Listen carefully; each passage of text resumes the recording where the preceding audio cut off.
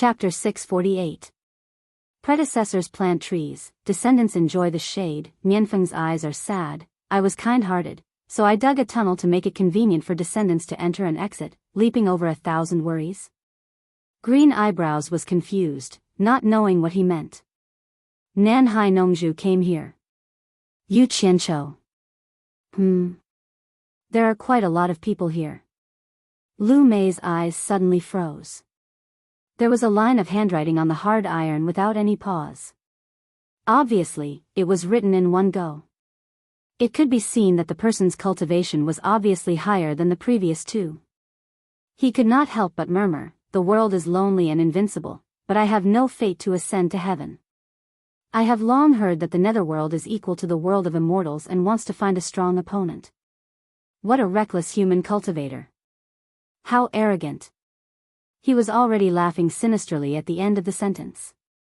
"By Changchun, the world is invincible. It seems that you are the one who stole the knocker. Ordinary people can't reach the gate of the underworld." Lu Mei laughed sinisterly. He had already found the target he was looking for. He turned into a green light and flashed out of the 9th netherworld cave. However, he hadn't gone far when he reappeared and stopped. He looked at the tunnel under his feet and then at the eye of the wind in front of him.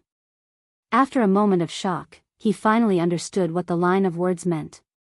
It turned out that someone had dug a tunnel in the netherworld cave and wanted it to be convenient for the descendant to enter and exit. Yu Qianqiu. Another reckless guy. Hee. I didn't expect the human cultivator to be so arrogant that he dares to destroy the things in front of the underworld. After a sharp laughter, the green light floated up and directly passed through the eye of the wind and disappeared. Outside the 9th netherworld cave, everyone stared at the entrance for a long time. After a moment of hesitation, Sai Zhangfei and Zhang Ling suddenly cupped their hands and said to Yu Ji, "Madam, I would like to go to the 9th netherworld cave to find out what is going on." Yu Ji shook her head gently and said, "No need, you can't go deep inside. No one knows what is going on inside. Breaking in by force is tantamount to suicide. Let nature take its course. It will explode, as long as it doesn't affect us." Before he could finish his sentence, he heard a gasp of surprise from the crowd. A green light flashed out of the cave and turned into a person floating in the air, looking around curiously. The person was tall and thin, wearing a brocade green robe. The most peculiar thing was that there was a pair of green eyebrows on his pale face. No one could see through his level of cultivation, and he came from the 9th abyss cave. Everyone looked at each other, and they had a faint guess that they did not dare say out loud. Beside the 1,000-mile lake of the obedient island, Bai Changchun, who was standing with his hands behind his back, had been paying attention to the movements in the mirror. When he saw the green-robed man coming out from the 9 netherworld cave, he immediately raised his hand and put away the mirror. He disappeared without hesitation and flashed in the direction of the Chili Wind Valley. On the cliff, Yu Ji gave Ghost General Zhang Ling a meaningful look. The latter took a step forward, cupped his hands and said, "May I know which expert has graced us with his presence in the Valley of Chili Wind?" The green-robed person ignored his question and coldly checked everyone's cultivation. He didn't find anyone worth mentioning. None of them seemed to be people who could easily leave words on the netherworld iron. He couldn't help but shake his head and laugh in a shrill voice. What a group of pitiful people. After death, they didn't go to the underworld to serve the emperor of the underworld. Instead, they stayed in the human world and became neither human nor ghost. I am the underworld messenger. I have something to ask you. Who is your leader? Come out and answer. The underworld messenger? Everyone was shocked. Just as they had guessed, they all became uneasy. Although Yu Ji was afraid, as the leader, others could retreat, but she couldn't. She squeezed out a smile and bowed. "I am the Lord of Chili Wind Valley. What does the underworld messenger want to ask?" "Oh, a woman?" The green-robed person glanced at the ghost generals. She didn't expect the leader to be a woman. A trace of disgust flashed in her eyes. She said indifferently, "I ask you something. You have to answer honestly. Otherwise, you will have to bear the consequences. Let me ask you, do you know who stole the knocker from the gate of the underworld?" Hearing this, everyone was shocked again. They didn't expect that someone would dare to steal from the gate of the underworld. Yuji forced herself to be calm and shook her head. We really don't know about this. The green-robed person snorted coldly. As the master of this place, how can you not know? Do you want me to punish you before you will tell the truth? Please calm down, underworld messenger. Yuji smiled apologetically. The gate of the underworld is a legendary thing to us. Nobody has seen it. With our cultivation, we won't be able to get there. If someone could get there, their cultivation would definitely be higher than ours. It would be a piece of cake for them to hide from our eyes and not be discovered. The green-robed person thought for a while and nodded slightly. This is the truth. I don't think you dare to lie to me. Let me ask you again. Who has the highest cultivation in this world? Who is invincible? Yuji subconsciously thought of Bai Changchun, but she didn't dare to speak nonsense. She replied again, Underworld Messenger, you don't know this. This place is called the Demon Ghost Domain. It is a place where demons and ghosts live together.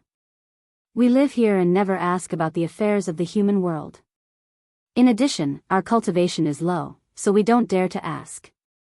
So, we really don't know who has the highest cultivation in this world. What a group of pitiful people. The green-robed person looked at everyone and shook his head with pity. It was as if he was showing off how happy his life in the underworld was. He then asked, let me ask you again. Do you know where a person called Bai Changchun is? Hearing this, the ghost generals suddenly felt a little uneasy. Green eyebrows glanced at them and saw everyone's actions. Then, he laughed and said, it seems that you all know this person. I'll tell you the truth. This Bai Changchun is the biggest suspect for stealing the knocker. If you hide anything from me, I'll treat you as an accomplice and punish you severely. Tell me, where is this person? Yuji wanted to say that she didn't know, but everyone lost their cool. It was impossible for her to say that she didn't know. However, she didn't dare to reveal Bai Changchun's location. She rolled her eyes and said perfunctorily, this person has been here before, and his cultivation is very high. She raised her hand and pointed to the west. Go west. There is a place where many soul formation experts live. I heard that person lives there. Her words were more or less a test. She deliberately said that there were many soul formation experts. She wanted to see how the underworld messenger would react. If he was afraid, then there was no doubt that this person was not a match for the torture envoy. At the same time, she could use the time when he was sent away to quickly rush to the torture envoy to report. With the torture envoy around, there was nothing to be afraid of. However, what she didn't know was that her random pointing had caused a lot of trouble for the group of soul formation experts in the treasure basin. The green-robed person looked to the west and nodded. Go west, right? I hope you didn't lie to me. Otherwise, think about the consequences yourself. As soon as she finished speaking, she flew up to the sky and easily passed through the protective array. Once she flashed to the sky above the demon ghost region, she immediately raised her hand to cover her eyes. Under the strong sunlight, she felt really uncomfortable. After she got used to it, she cursed, damn the sun. She turned into a green light and fled to the west. As soon as the green-robed person left, the ghost generals below immediately started discussing. Yuji was even more dazed. She said that there were many soul formation experts in the west, but the underworld messenger was still not afraid. Obviously, his cultivation was very high, and he didn't care about the soul formation experts at all. If even the torture envoy was not a match for him, she would have to face terrible consequences. The ghost generals were not fools. They naturally knew the consequences of the madam's words. After a long silence, Zhang Ling walked over worriedly and asked, Madam, what should we do? When Yuji heard this, she quickly restrained her emotions, and a confident look of encouragement appeared on her face. Lord Disciplinary Envoy is famous throughout the world, and his cultivation base is unfathomable. Don't worry, everyone. I'll head to Obedient Island right now to report the details to Lord Disciplinary Envoy. Everyone looked at each other. Although she said that, the other party was an envoy from the underworld. His cultivation was definitely not ordinary, so it was strange that they didn't worry. However, Zhang Ling cupped his hands and said with an unusually firm tone, "I am willing to accompany you to Shantian Island." Yu Ji smiled indifferently and nodded slightly. Just as she was about to say something, she saw Zhang Ling and the group of ghost generals kneeling down in terror and bowing, "Greetings, Lord Disciplinary Envoy." Yu Ji suddenly turned around and saw an old man in a green robe standing behind her. He seemed to be staring at the entrance of the 9th Netherworld cave. Looking at his back, who else could it be but the torture envoy? She was so scared that she immediately knelt down and said, "Yu Ji greets the torture envoy." Bai Changchun slowly turned around. His eyes were shining brightly on his thin face. He glanced at the people kneeling on the ground, and his gaze finally landed on Yu Ji, who was kneeling on the ground. With an emotionless tone, he asked, "Where did the man in green go?" Everyone was shocked. They didn't expect that the torture envoy already knew what happened here. Otherwise, how could he know that there was a man in the green robe? Yu Ji immediately repeated the conversation between her and the man in the green robe in detail. She didn't dare to hide anything. Bai Changchun looked to the west and snorted expressionlessly, "The underworld envoy? That's exactly what I want. As long as I'm here, how can you people from the underworld do as you please? Let me deal with you." As soon as he finished speaking, he disappeared. A white hole appeared in the west corner of the protective formation, and then it slowly closed. The people kneeling down only dared to stand up after a long time. They all opened their eyes with lingering fear and disappointment. Thinking of the torture envoy's words, they were all speechless. The torture envoy was indeed the torture envoy. From what he said just now, he went to chase after the underworld envoy. In the treasure bowl, Yu Qianqiu, who was surrounded by a huge cyan halo, stood in the air. He raised his head and glanced at the sky. With a murderous aura, he shouted again, "Yan Zhuixing, if you still don't come out, prepare to collect your first senior brother's corpse." The onlookers were in an uproar. They once again witnessed Yu Qianqiu's arrogance. Man who was in the air, said sternly, "Yu Qianqiu, aren't you afraid of biting your tongue? If it wasn't for Senior One backing you up, we might not even know who would be collecting the corpse." Chapter 649. What a stubborn duck. Yu Qianqiu snorted coldly. Numerous sword shadows wrapped around him and rose to the same height as Man Hu. He said indifferently, "Are you interested in a duel with me? We'll fight to the death. Don't run away. Those who die can only blame it on their bad luck. If you can kill me, I'll say this in advance. Senior One won't look for trouble with you. Everyone can be my witness. Do you dare?" With Yu Qianqiu's current means, he didn't care about experts at the late stage of crossing tribulation. The only problem was that his cultivation was still lacking. If he fought with experts at the late stage of crossing tribulation, he wouldn't be able to catch up if his opponent used teleportation. That was why he provoked Man Hu. First, he set a rule. No one was allowed to run. It was up to Man Hu to agree. "Why wouldn't I dare?" Man Hu shouted. Regardless of whether he could win against Yu Qianqiu or not, he couldn't lose the face of Ice Palace as the chief disciple. Haha. Yu Qianqiu laughed wildly. "Good, you've got guts. Stop." An angry shout came.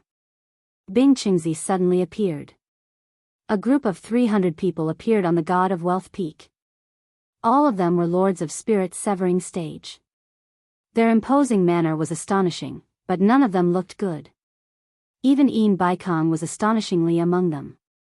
However, his complexion was even worse than Yu Qianqiu's.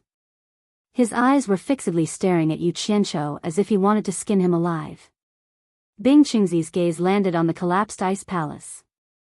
His hair and beard stood on end as he roared at Yu Qianqiu, "Yu Qianqiu, do you really think I won't dare to kill you? Bing Qingzi, why are you angry at a junior? What's there to say?" Wen Lanfeng, Lu Yanqing, and Nongzhu showed up at the crucial moment. Wen Lanfeng couldn't intervene in the matters between juniors. But when a group of old guys showed up, he couldn't ignore it. However, Wen Lanfeng had a headache. Why was this kid always causing trouble? Couldn't he just stop and rest? Wen Lanfeng. Bing Qingzi angrily pointed at the shop below and said, "What is the meaning of this? Don't go too far." Nongzhu glanced at it and touched her forehead speechlessly. This matter was getting out of hand. Lu Yanqing was already frowning. Wen Lanfeng paused and looked at Yu Qianqiu. "Put away your flying sword. What's going on?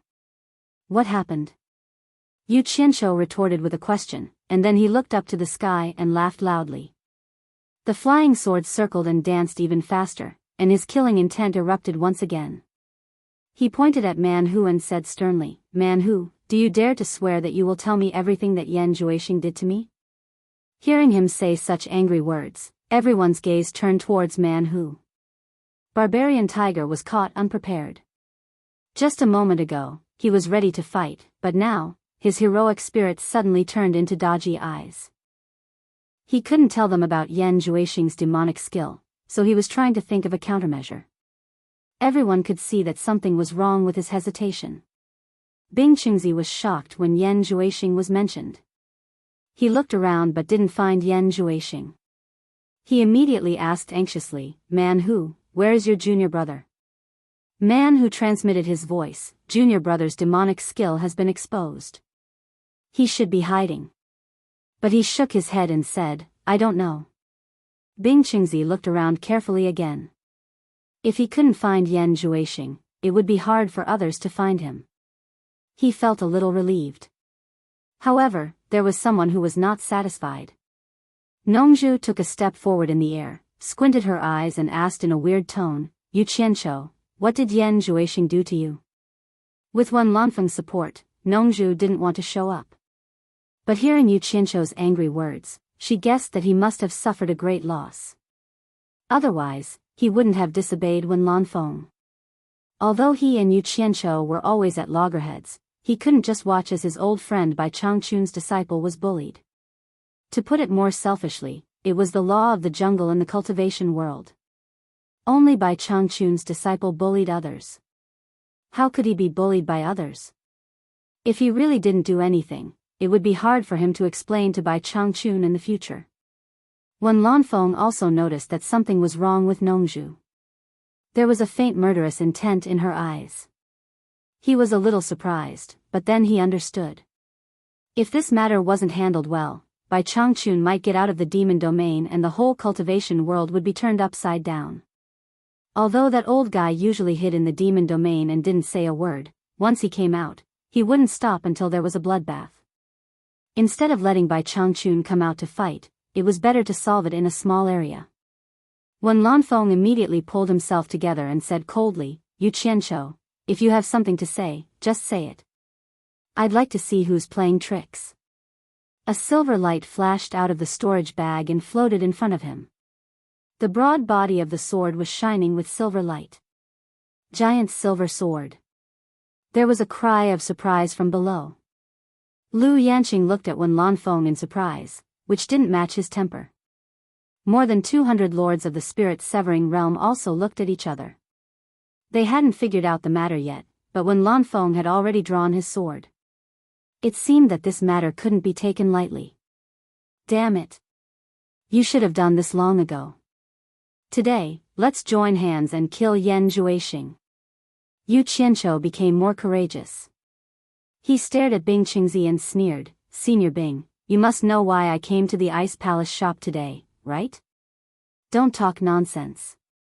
How would I know why a junior like you came here?" Bing Qingzi denied flatly. His eyes were also faintly filled with killing intent. He had wanted to take this opportunity to silence Yu Qianqiu, but Wen Lanfeng had also sensed that something was wrong. Wen Lanfeng was staring at him like a tiger watching its prey, not giving him any chance. You can't escape the truth even if you don't admit it. Yu Qianqiu snickered and surveyed the surroundings as he said, "I've long heard that Yan Juexing possesses a peerless mystical art. I didn't believe it at first, but I experienced it for myself today. What a powerful demonic art. If I didn't have some special skills, I would have lost my life."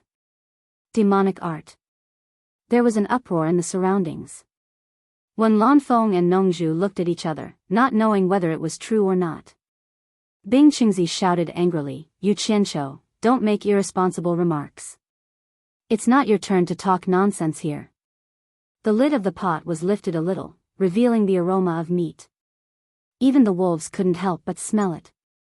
Pei Fong, who was in front of the crowd, smiled with his fat face shaking. "Brother Bing, he hasn't finished speaking. Why are you so anxious? If it's really nonsense, everyone will naturally know what's going on." Then he turned to Yu Qianqiu and said with a smile, "Yu Qianqiu, can you explain the devil technique you're talking about a bit more clearly?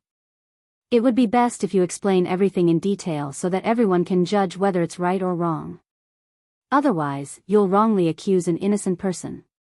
Then he turned to the people around him and shouted, "Everyone, don't you agree?"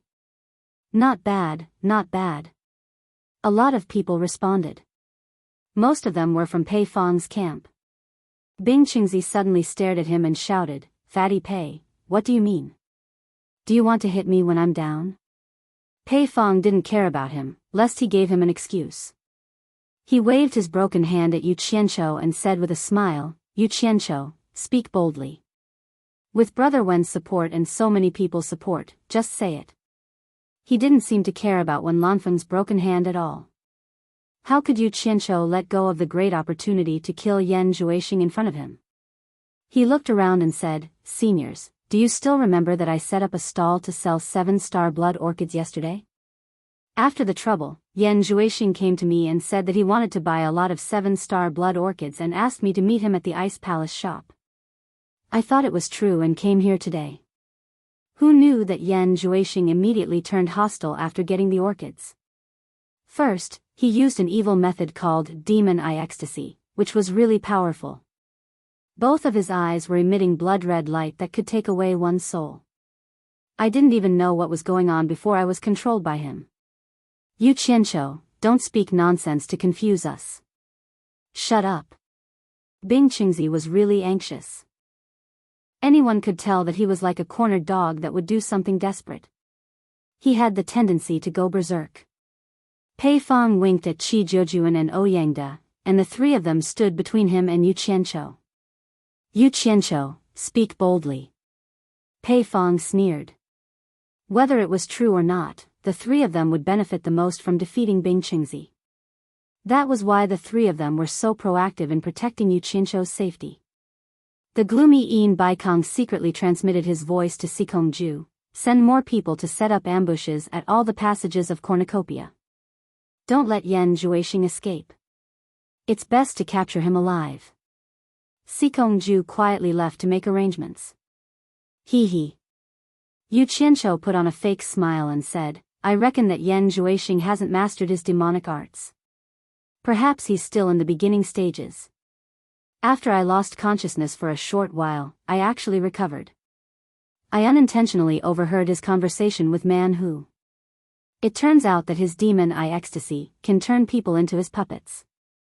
No matter how high your cultivation is, you will still be controlled by him.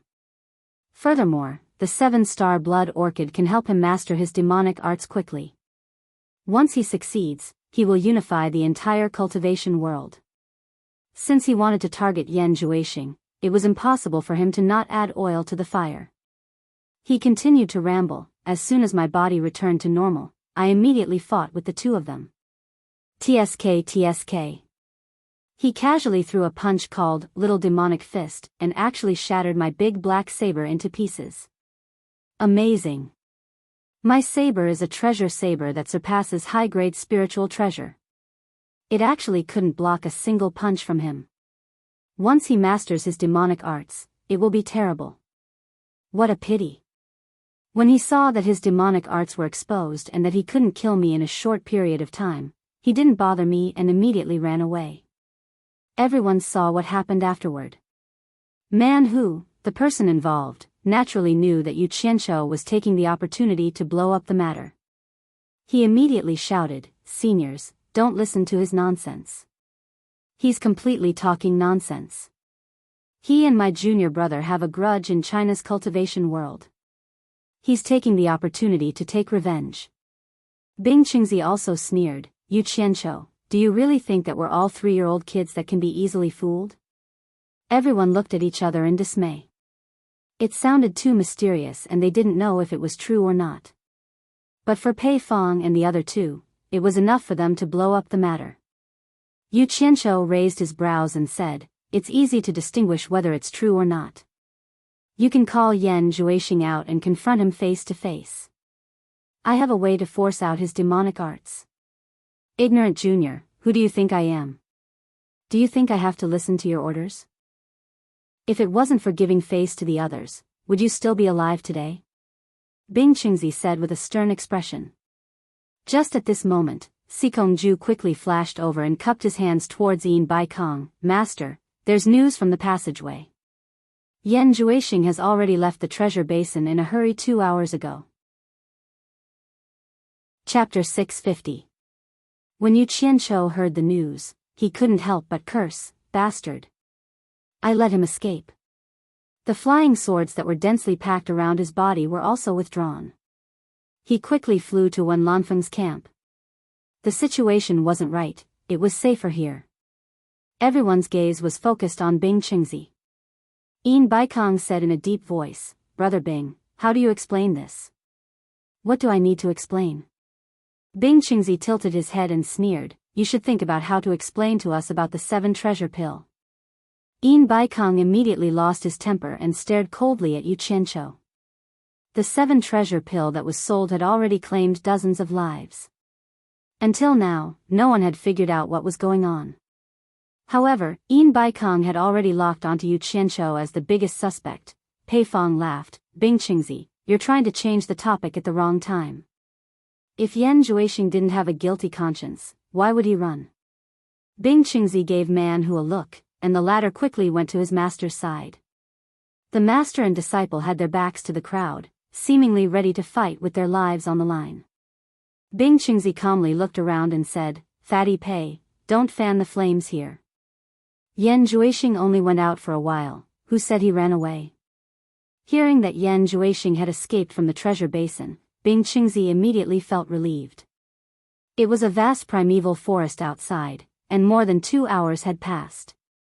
It wouldn't be easy to catch Yan Zhuixing again. At the very least, the various forces wouldn't be able to organize a large-scale capture like last time in a short period of time. He believed that Yan Zhuixing could handle it with his emergency ability. Since he didn't run, can Brother Bing summon Yan Zhuixing back so that we can ask him face to face? Pei Fong asked. "What a joke, how would I know where he went?" As Bing Qingzi spoke, he saw many people rushing towards the exit of the treasure basin. It was obvious that the various lords had already secretly ordered their disciples to search for Yan Zhuixing. He then turned to Man Hu and said, "It seems that we're not welcome here, let's go." He couldn't care about anything else now. He had to find a way to help Yan Zhuixing escape first. "I won't send you off." Pei Fong waved his hand generously. He glanced at Yin Baikong. The alliance of the 3 was about to collapse. After Bing Qingzi left, everyone would definitely find Yin Baikong to settle the 7 treasure pill. After forcing Bing Qingzi away and suppressing Yin Baikong, only Hu Changshu would be left. After resolving these big obstacles, Yan Zhuixing wouldn't be able to escape. Pei Fong, Qi Jiujuan, and Ouyangde exchanged glances, and they couldn't help but reveal a smile on their faces. The stalemate that had lasted for so many years was finally going to end. The primeval forest outside the primeval forest had existed for God knows how long. Yan Zhuixing gathered his strength and flew wildly in the sky. Once he sensed someone in front of him, he immediately hid in the forest. When there was no movement in the sky, he flew wildly again. Yen, yang shan't, yen stay in the sect. Yen yunt don't, yen int. Yen from yen, t. He couldn't stay in the treasure basin anymore since his demonic arts were exposed. Most of the spirit-severing experts in the cultivation world were gathered in the treasure basin. He couldn't resist them with his current cultivation. He made a prompt decision and escaped from the treasure basin without hesitation. If he was a little later, he wouldn't be able to escape. Bing Qingzi alone couldn't deal with so many experts. Moreover, there was Wen Lanfeng behind Yu Qianqiu. At the thought of Wen Lanfeng, Yan Zhuixing, who was fleeing desperately, was more or less worried that Wen Lanfeng would not let Bing Qingzi and his disciple go. After all, he had attacked Yu Qianqiu, and Wen Lanfeng was obviously supporting Yu Qianqiu. If something happened to Bing Qingzi, he would lose his only backer in the cultivation world. He would have to rely on himself for everything. Yan Zhuixing touched his storage bag subconsciously and his eyes became firm. With these 7 blood orchids, he could make a comeback even without Bing Qingzi's support. That day wouldn't be too far away. Considering that something might happen to Bing Qingzi, Yan Zhuixing didn't escape to the Ice Palace. Even if Bing Qingzi was fine, he wasn't going to the Ice Palace. The lesson of being chased last time was still fresh in his mind. Presumably, various forces had already sent messages and arranged people to wait for him on the way to the Ice Palace. He just wanted to find a safe place to improve his demonic arts and cultivation with the help of the 7-star blood orchids. He wasn't worried that Bing Qingzi and his disciple would be angry at him for abandoning them and escaping alone. They should know that even if he was still in the treasure basin, they couldn't change the outcome. They couldn't protect him at all. Instead, if he escaped, there would be a chance for them to avoid a bloody battle. Because the curse on them would force them to risk their lives to save him. The only thing Yan Zhuixing couldn't figure out was why his magic ecstasy didn't work on Yu Qianqiu. Victory was already in his grasp, but in an instant, he had to flee in panic. The situation was completely reversed. He thought about it all the way, but he still couldn't figure out what the problem was. He took a deep breath and decided not to think about it for now. The right thing to do was to escape as far as possible. Now was the best time to escape. Even 1 more second would be good. Once the pursuers came, he would have to hide in the dense forest below again. Yan Zhuixing stared at the front with rapt attention as the wind blew past him. Suddenly, the pupils in his cold and firm eyes shrunk. He saw smoke rising from the distant dense forest. In such a primeval forest, there were groups of ferocious beasts. It was impossible for anyone to live here. It must be a cultivator. Yan Zhuixing suddenly disappeared in the air and turned into 3 wisps of green smoke that drilled into the dense forest below. Then, he reappeared. Then, he used the charm body movement technique.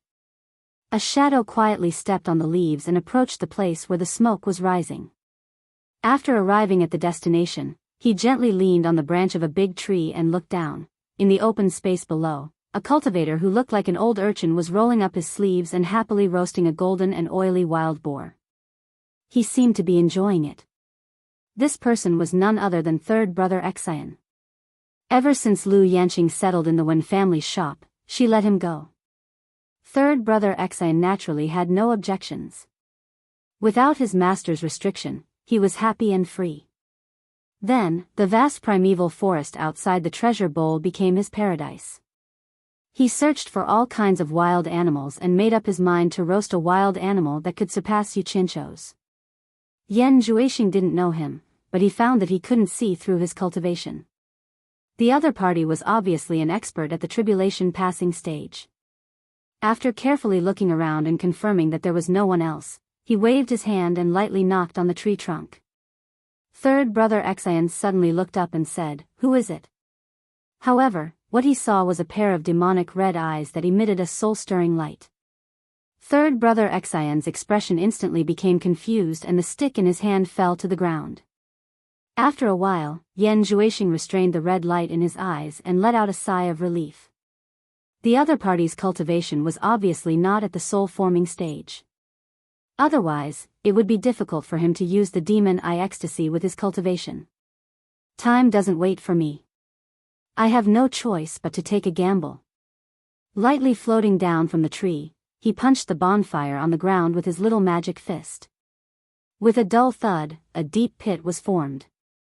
After a few punches, he quickly buried the bonfire and the roasted wild boar to prevent the smoke from the fire from attracting the pursuers. Yan Zhuixing looked at the dazed third brother Exian and asked, "What's your name? What cultivator are you?" Spirit Fong Valley's third brother Exian. Third brother Xian replied dully. Yan Juixing confirmed and asked, "Your Spirit Fong Valley's Lu Yanqing's disciple, third brother Xian?" "Yes." Third brother Xian replied. After getting confirmation, Yan Juixing muttered to himself. His face gradually revealed an expression of surprise and he muttered to himself, "The heavens really don't want me to die." Then he squinted his eyes as if he remembered something and said indifferently, "Dig out both your eyes." Third brother Xian heard this and without hesitation, he stuck 2 fingers towards his eyes. Just when he was about to touch his eyeballs, Yan Juixing suddenly said, "Stop." After that, he carried out a few more tests and confirmed that he really had control over third brother Xian. Only then did he relax. Previously, he was afraid of Yu Qianqiu, so he couldn't help but doubt his magic ecstasy art. So he had to test it out first before he could be at ease. After testing it out, he didn't dare to dawdle anymore. Danger could come at any time. Waking third brother Xian up from his daze, he conveyed his order and said, "Let's go." Third brother Xian quickly rose into the sky while Yan Juixing went into the dense forest. The two of them, one in the sky and one in the forest, maintained the same speed as they quickly headed towards Spirit Fong Valley. In the end, not long after, third brother Xian discovered the pursuers before Yan Juixing with his cultivation at the end of the tribulation passing stage. Yan Juixing quickly hid in the dense forest while third brother Xian stopped in the sky. He turned around and shouted to the others, "Who are you? Why are you chasing me?" The 5 cultivators at the middle stage of the tribulation passing stage obviously knew him. They all cupped their hands and one of the leaders answered, "So it's Senior Xian from Spirit Fong Valley." "It's a misunderstanding. We are the disciples of the World Chamber of Commerce. We were ordered to hunt down Yan Juixing who caused trouble in Cornucopia." "Senior, did you see any suspicious people passing by?" "Hunt down Yan Juixing? What trouble did he cause?" Third brother Xian said curiously, "I even met him and had a few words with him. I didn't see any signs of him running away." "Senior, you saw Yan Juixing before?" The man's eyes lit up. He cupped his hands and said, "Can you tell me which direction he went?" "I can tell you, but don't talk about hunting. Be careful, Bing Qingzi won't let you go."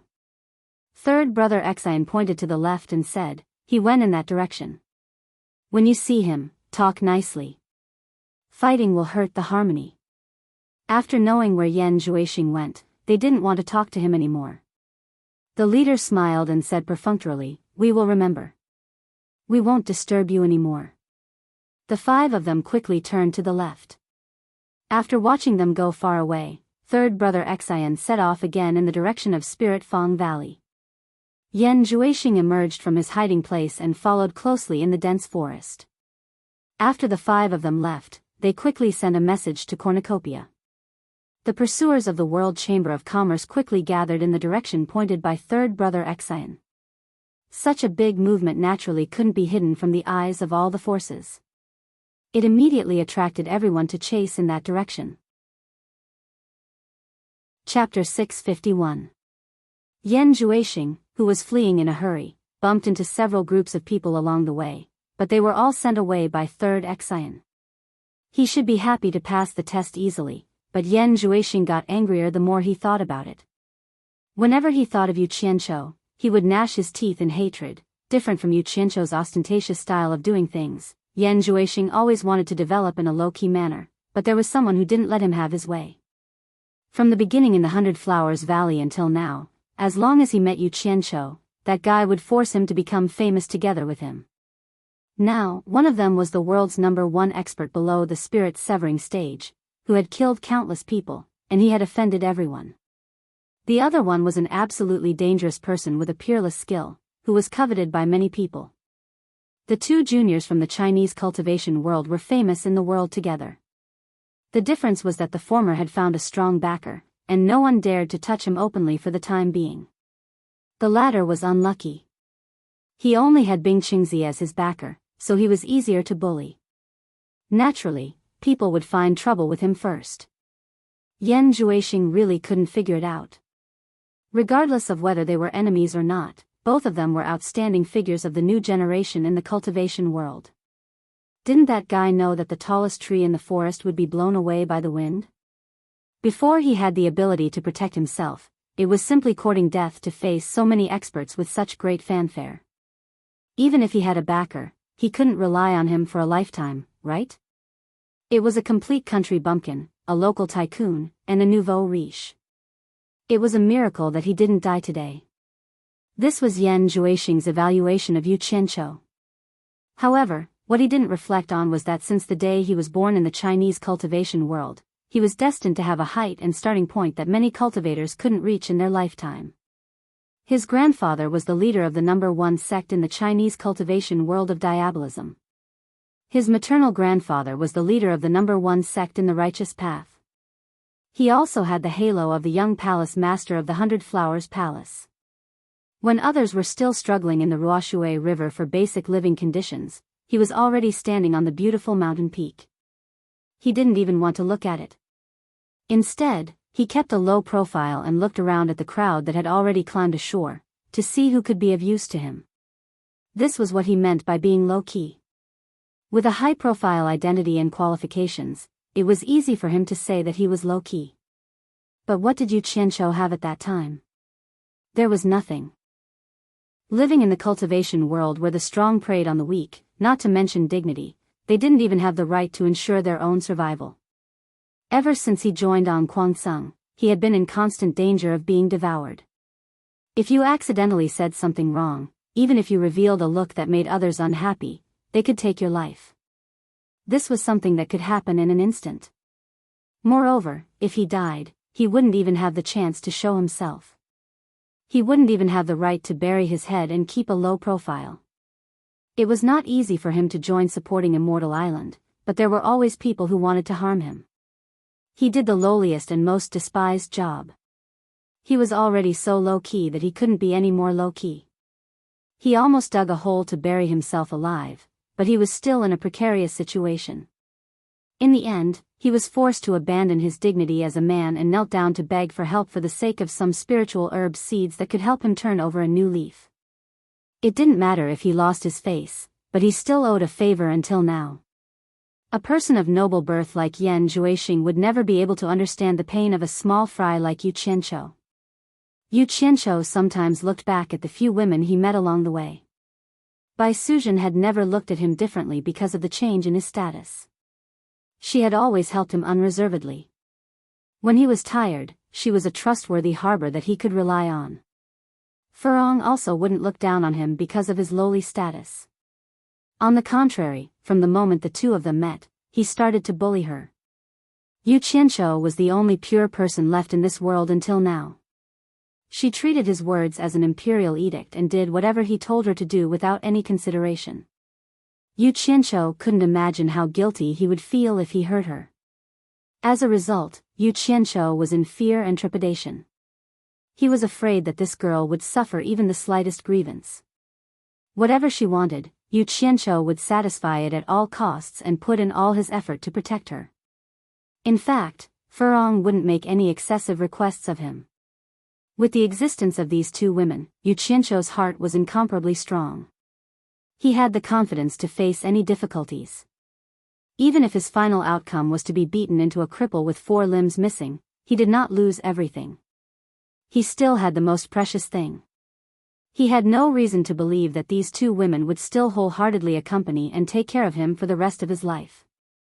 They could stand the test of time. Even if he had the backing of the world's #1 expert, Bai Changchun, it wasn't as reassuring as these two women's soft shoulders. As for the other women, if he didn't have the corresponding strength to conquer them, would they fall in love with a little cultivator who was at the mercy of others? Yu Qianqiu believed that they were also good women. However, he subconsciously didn't dare to think too deeply about it. He just constantly gave himself confidence that they were also very good women. They were very good to him, very good. Yu Qianqiu was a small character struggling in the endless weak waters of the cultivation world. He struggled to stay alive in the endless weak waters of the cultivation world. When he finally climbed ashore and wanted to rest, he found that there were ferocious beasts eyeing him covetously. A good person had become a rare animal. There were only two paths for him to choose. He could either live with his tail between his legs like most people, or he could risk his life to stand out and fight for his own rights. He chose the latter without any hesitation. Yan Juexing had the capital to be low-key, but Yu Qianqiu didn't. The latter wanted to quickly stand out and get rid of the precarious situation, so he could only prepare to be low-key and be a high-profile person. When his crazy method started to make people afraid, he was no longer a small cultivator that everyone could bully. At the very least, those cultivators at the same level as him didn't dare to provoke him anymore. His reputation rose, and many big figures who couldn't come into contact with him in the past began to notice his existence and reached out to recruit him. Yan Juexing had also noticed him at that time and wanted to take him in for his own use. Until now, Yu Qianqiu's reputation in the various countries could be said to be notorious.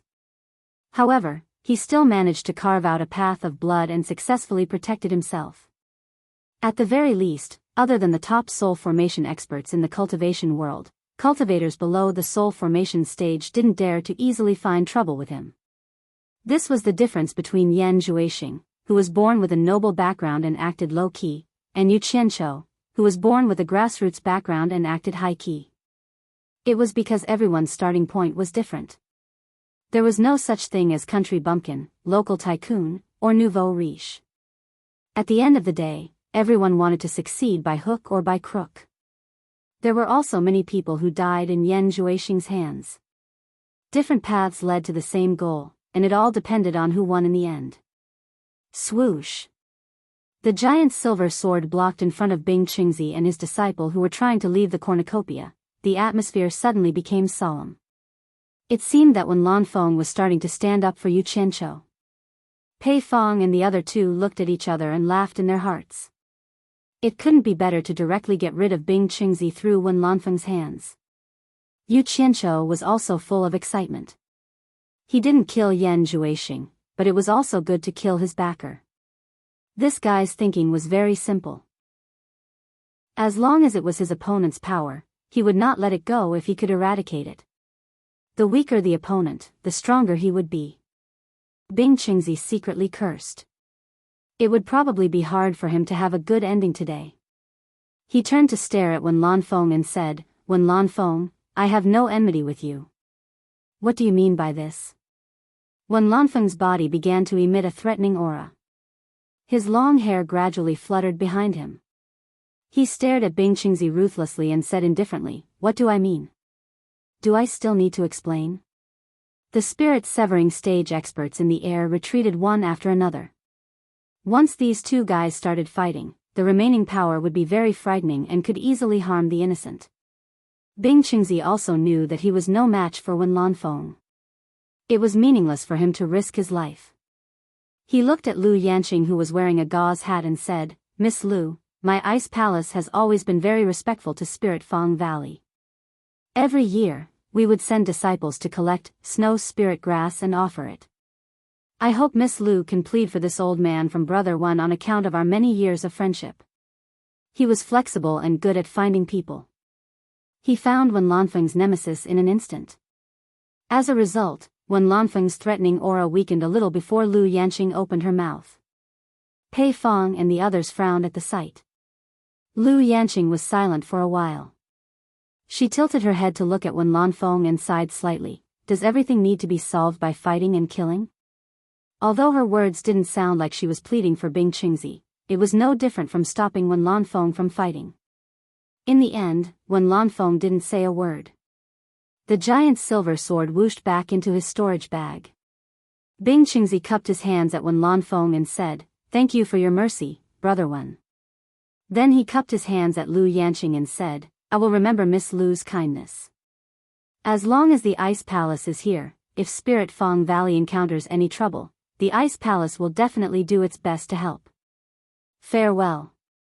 The master and disciple quickly flew away.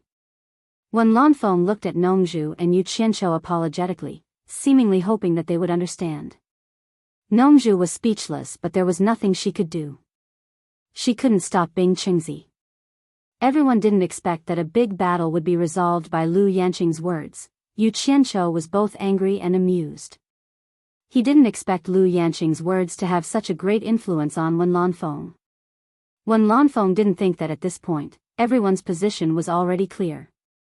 Those who were enemies couldn't be let go.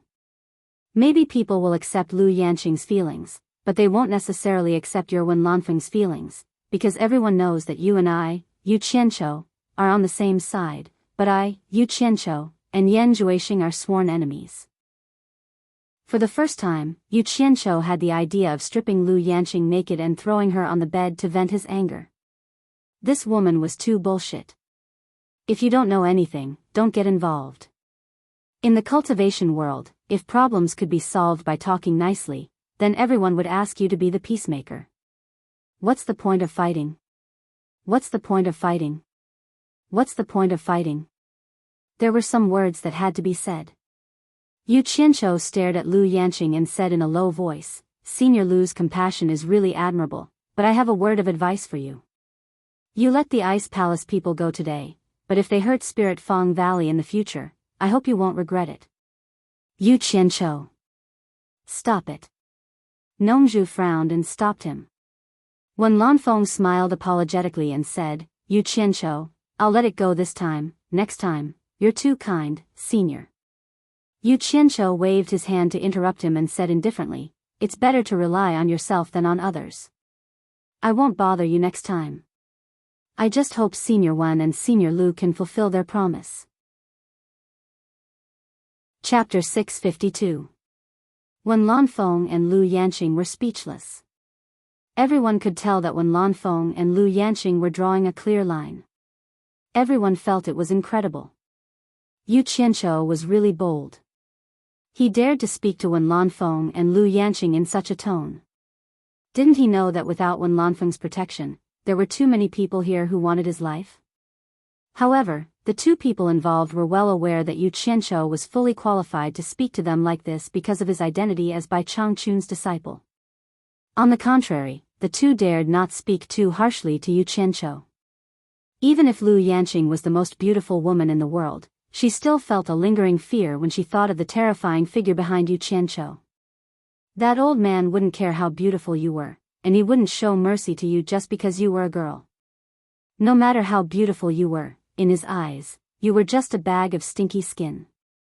If you made him unhappy, he would directly consider whether you still had the need to live.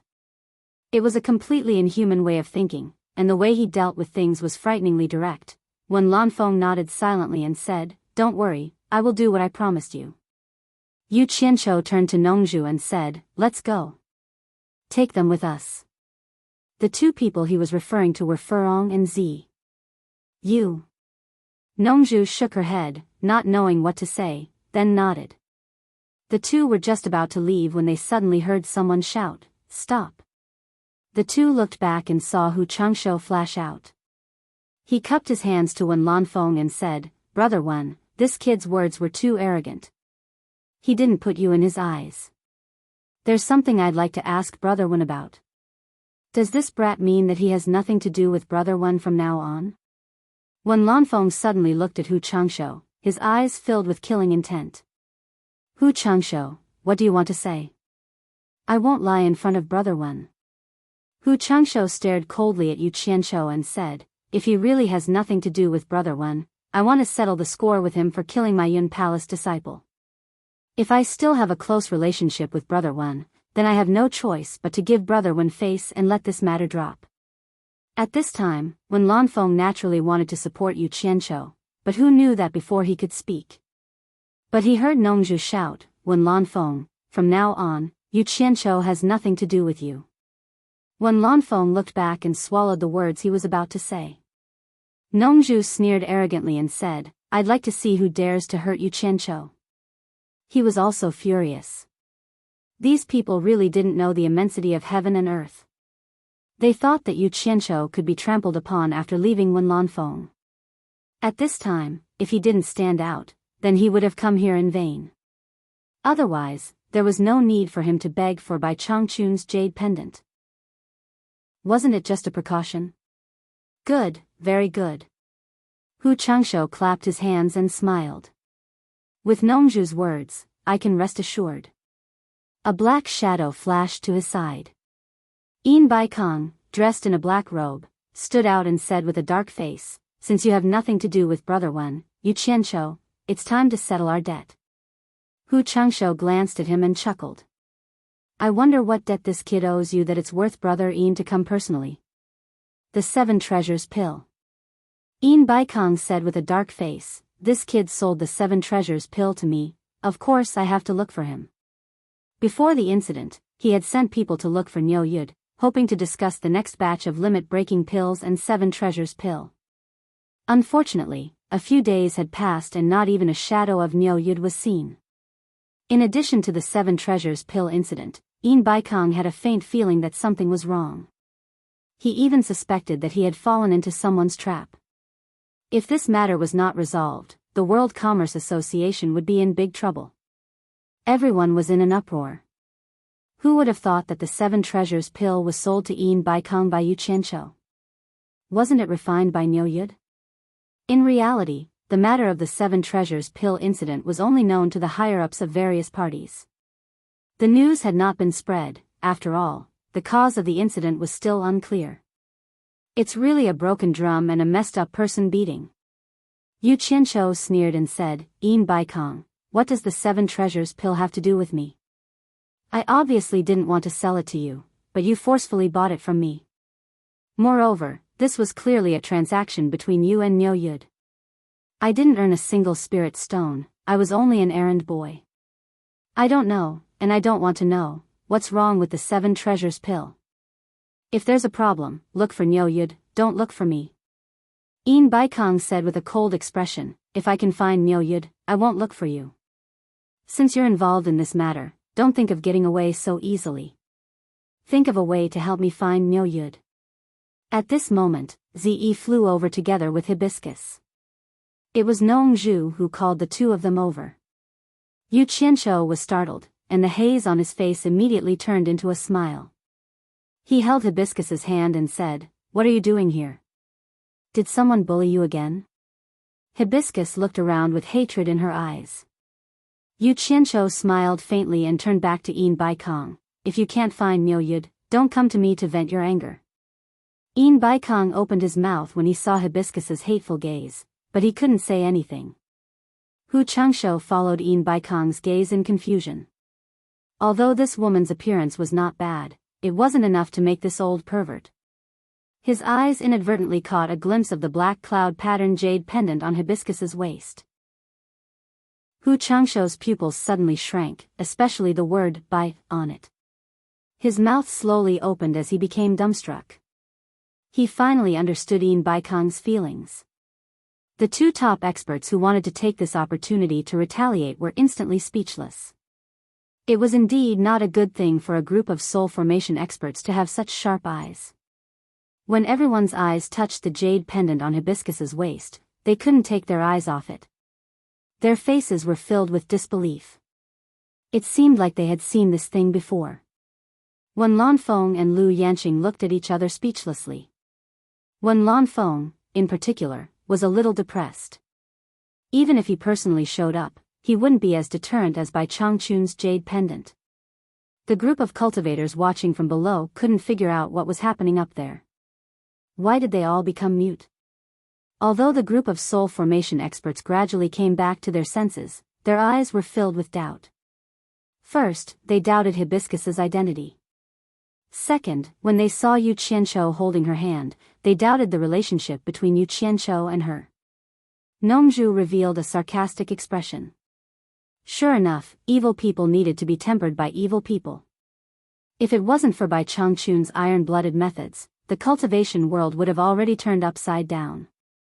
Pei Fong, with a face full of fat, swallowed his saliva with difficulty. Suddenly, with a swoosh sound, he rushed between the 2 sides. The blue-faced demon knife quickly appeared in his hand and said to the people behind him in a righteous manner, "Brother Nongzhu, if you want to leave, go ahead. I, Pei Fong, am here. If anyone dares to stop you, they will have to go through me first." After saying that, he hurriedly shouted to Ouyangde and Qi Jiujuan, 2 brothers, "Quickly come and help me." The 2 behind him heard this and quickly flashed over. In the blink of an eye, one of them wore the deadly claws while the other used the sovereign descending ruler to wait for the enemy. The three of them stared at Yin Baikong and Hu Changshou like tigers watching their prey. They seemed to want to escort Nongzhu and the others away at all costs. The group of soul formation experts rolled their eyes. They had seen shameless people, but they had never seen someone as shameless as Fatty Pei. Moreover, there were two who were willing to be shameless with him. Did these three guys have the qualities of the top 10 experts? Even if they wanted to flatter, they shouldn't do it like this. They have that jade pendant, do they still need you to protect them? Would Yin Baikong and Hu Changshou dare to act recklessly? The most depressed ones were Yin Baikong and Hu Changshou. The two of them almost fainted from anger. Did we say that we were going to fight? These three guys actually took advantage of this situation to play this trick. It was fine if they wanted to flatter, but they also had the suspicion of confusing the public. It was as if the two of them were the murderers, and the three of them were sacrificing themselves to save the others. They were simply not afraid of making things worse. Imagine, if the scene of this confrontation reached Bai Changchun's ears, that terrifying guy wouldn't even listen to an explanation. Once there was a misunderstanding, someone might die. They could be angry, but Pei Fong didn't care that much. It was not easy to come across such a good opportunity. If he didn't seize it, he would be letting himself down. As for whether or not someone would die, Pei Fong couldn't wait for someone to die, the more the better. It would be best if both Yin Baikong and Hu Changshou were dead. Furong didn't really understand the severity of the situation, but seeing that there were people who came to help at the critical moment, she immediately had a good impression of them. She weakly asked Yu Qianshou, that fatty and the other two are your friends? They are so nice. The moment these words came out, Pei Fong and the other two were immediately full of energy. Pei Fong, in particular, was grinning so widely that he couldn't even close his mouth. The fat on his face trembled as he turned around and said with a flattering smile, "He's a friend, a friend. From the first time I met Brother Yu, I've treated him as a bosom friend. If Brother Yu has any trouble in the future, don't hesitate to look for me." "Oh right, I am Pei Fong." "Pei Fong, Senior Pei." Furong smiled like a flower and nodded, "I will remember you." Qi Zhoujuan turned his head and said with a warm smile, "I am Qi Zhoujuan." Ouyang turned his head and said with an even more sincere smile, "I am Ouyang Da." Furong solemnly nodded and said, "Senior Qi, Senior Ouyang." Yu Qianshou's expression twitched as he scratched his head. He didn't want to spoil Furong's mood. The greetings made the three of them so happy that they almost couldn't find the edge. Especially Pei Fong, he kept nodding his head happily and didn't seem to have any intention of confronting others. He was certain that the two behind him wouldn't dare to make a move. In the end, Yin Baikong and Hu Changshou were so angry that they almost vomited blood. It turned out that the two of them were the villains and these three were trying their best to reap benefits. However, they didn't dare to lose their temper at this time for fear of scaring the girl. Shameless. A group of soul formation stage lords looked down on these three fellows. They were too shameless. Ze could be considered as someone with some experience. She naturally knew who these people were. They were all top figures in the cultivation world. She also understood that it was all because of the jade pendant on Furong's waist. Thus, her admiration for Senior Bai soared again, and at the same time, she was extremely envious of Furong. The group of cultivators who didn't know what was going on were completely confused. This scene was too strange. However, they weren't stupid. This woman was able to scare 5 late-stage spirit-severing experts at the same time, so her background was definitely not simple. Thus, everyone kept guessing Furong's background in their hearts. Yi Cheng, who was mixed in the crowd, was even more dumbfounded. He even suspected that his eyes were playing tricks on him. Chapter 653. Ignore them, let's go. Nongzhu waved her hand disdainfully. She didn't want to waste any more time with these shameless people. The 4 of them flew towards the passage of the treasure basin. The sky was quiet.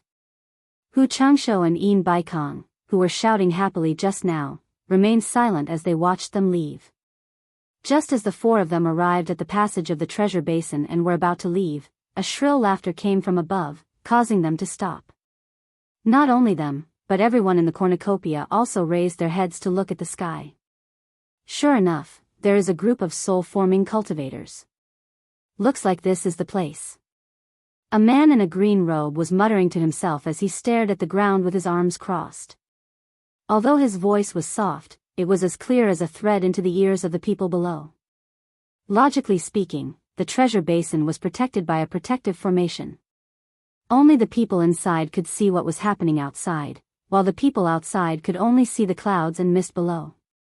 However, the newcomer was able to discover a group of soul-forming cultivators, which was not simple at all. Yin Bai Kong, who was already angry, neglected this point. Instead, he flew into a rage and said, "Who is sneakily standing up there?" The newcomer was none other than the emissary from the underworld, Lu Mei, who was instructed by Yu Ji. Lu Mei, who was in the sky, was startled. Then, he laughed in a shrill voice and said, "Are you talking to me? How arrogant. Let me see who it is." In fact, he didn't see the people below, but the people of the underworld were very sensitive to the strength of human auras in the mortal world. Moreover, the cultivation of the people below had not reached the level where they could hide their auras, so he was able to determine who it was from above. The man in the green robe suddenly turned into a ball of green light and effortlessly passed through the protective formation.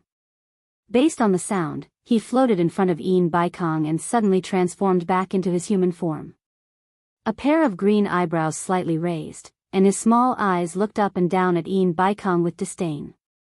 Then, he said in a shrill voice, "Were you the one who talked big to me just now?" Everyone was startled by him and quickly backed away. Especially Pei Fong and the other two who just ran out, they quickly moved away. One had to know that the cornucopia's defensive formation was personally set up by Yin Bai Kong, a late-stage deity transformation expert. Its defensive power was exceptionally strong, and even if an expert of Pei Fong's level were to force his way in, he would still cause quite a commotion. And this green-robed man who suddenly appeared actually broke in without a sound and effortlessly. In particular, the spell that could turn one's entire body into a ball of green light was something that he had never seen before. It was extremely strange. The most disturbing thing was that even with everyone's cultivation, they couldn't sense any life from this person. It was as if the person standing in front of them was a living dead. Coupled with a pair of green eyebrows and a deathly pale complexion, it gave off a feeling of extreme danger. Yin Bai Kong was startled, and immediately calmed down from his previous anger. His body flashed, and he quickly moved a safe distance away. He then cupped his hands and asked, "May I know who you are and what brings you here?" "Hee hee." Green eyebrows laughed and said, "How dare you? I asked you a question, but you dare not to answer. I will ask you again, were you the one who was boasting shamelessly in front of me just now?" Yin Bai Kong's heart skipped a beat, but he still squeezed out a smile and cupped his hands, saying, "It was a misunderstanding just now. I didn't know you were an esteemed guest, so please forgive me for not going out to greet you." Since he couldn't figure out the other party's background, he could only feel wronged. It was better than losing his life. "It seems like you are a tactful person, it won't be difficult for me to forgive you." Green eyebrows crossed his arms in front of his chest, and indifferently swept his gaze across the crowd, as if he was looking at a group of ants that he could trample at will. His gaze finally landed on Yin Bai Kong, and he arrogantly said, "Kneel down and kowtow to apologize, and I can spare your life." Once these words were spoken, the crowd was in an uproar. Someone actually wanted Yin Bai Kong to kowtow. The group of deity transformation experts looked at each other in dismay. They didn't know where this monster came from, but he was a bit too arrogant. The gloating expression on Pei Fong's face suddenly disappeared, and he exchanged glances with Qi Zhejuan and O Yangda, their eyes filled with seriousness.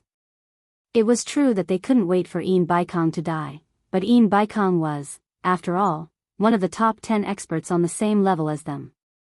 Normally, no matter how much they targeted Yin Bai Kong, they wouldn't use such a method to humiliate him. If Yin Bai Kong really knelt down and kowtowed, it wouldn't just be him losing face, but the top 10 experts as well.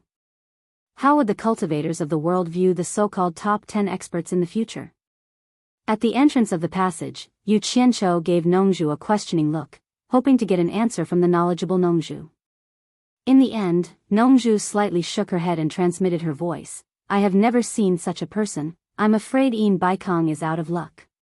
At this moment, even if Yu Qianqiu racked his brains, he wouldn't be able to think that this strange person was lured out by his deeds. Yin Baikong's expression greatly changed.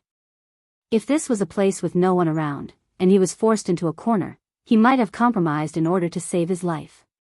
But where was this place? This was the cornucopia of the World Commerce's headquarters. His disciples and grand disciples were watching from below. How could he kneel?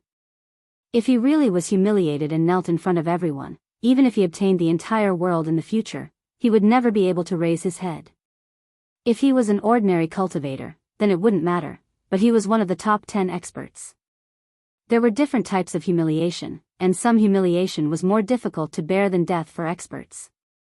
Who are you? Aren't you being a little too overbearing? Yin Baikong asked with an ashen face. He didn't know what kind of bad luck he had today. Why did bad things happen one after another?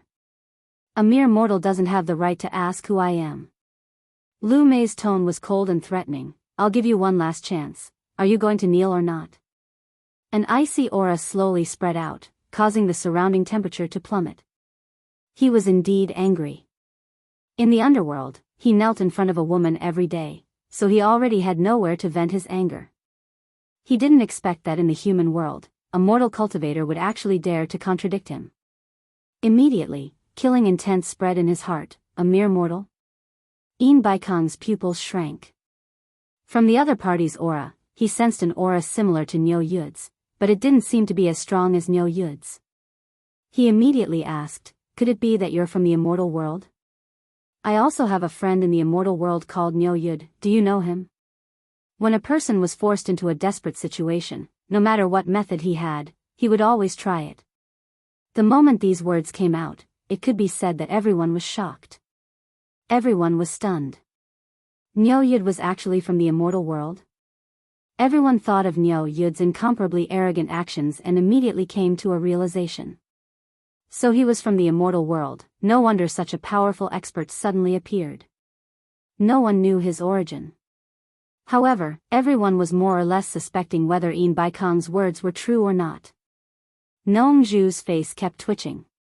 She stiffly turned around and rolled her dead fish eyes. She transmitted her voice to Yu Qianqiu. Kid, what nonsense did you tell Yin Baikong to actually make him say such nonsense? Yu Qianqiu shook his head with a sluggish expression. He really didn't know what to say. He could only silently say in his heart, Brother Yin, take care.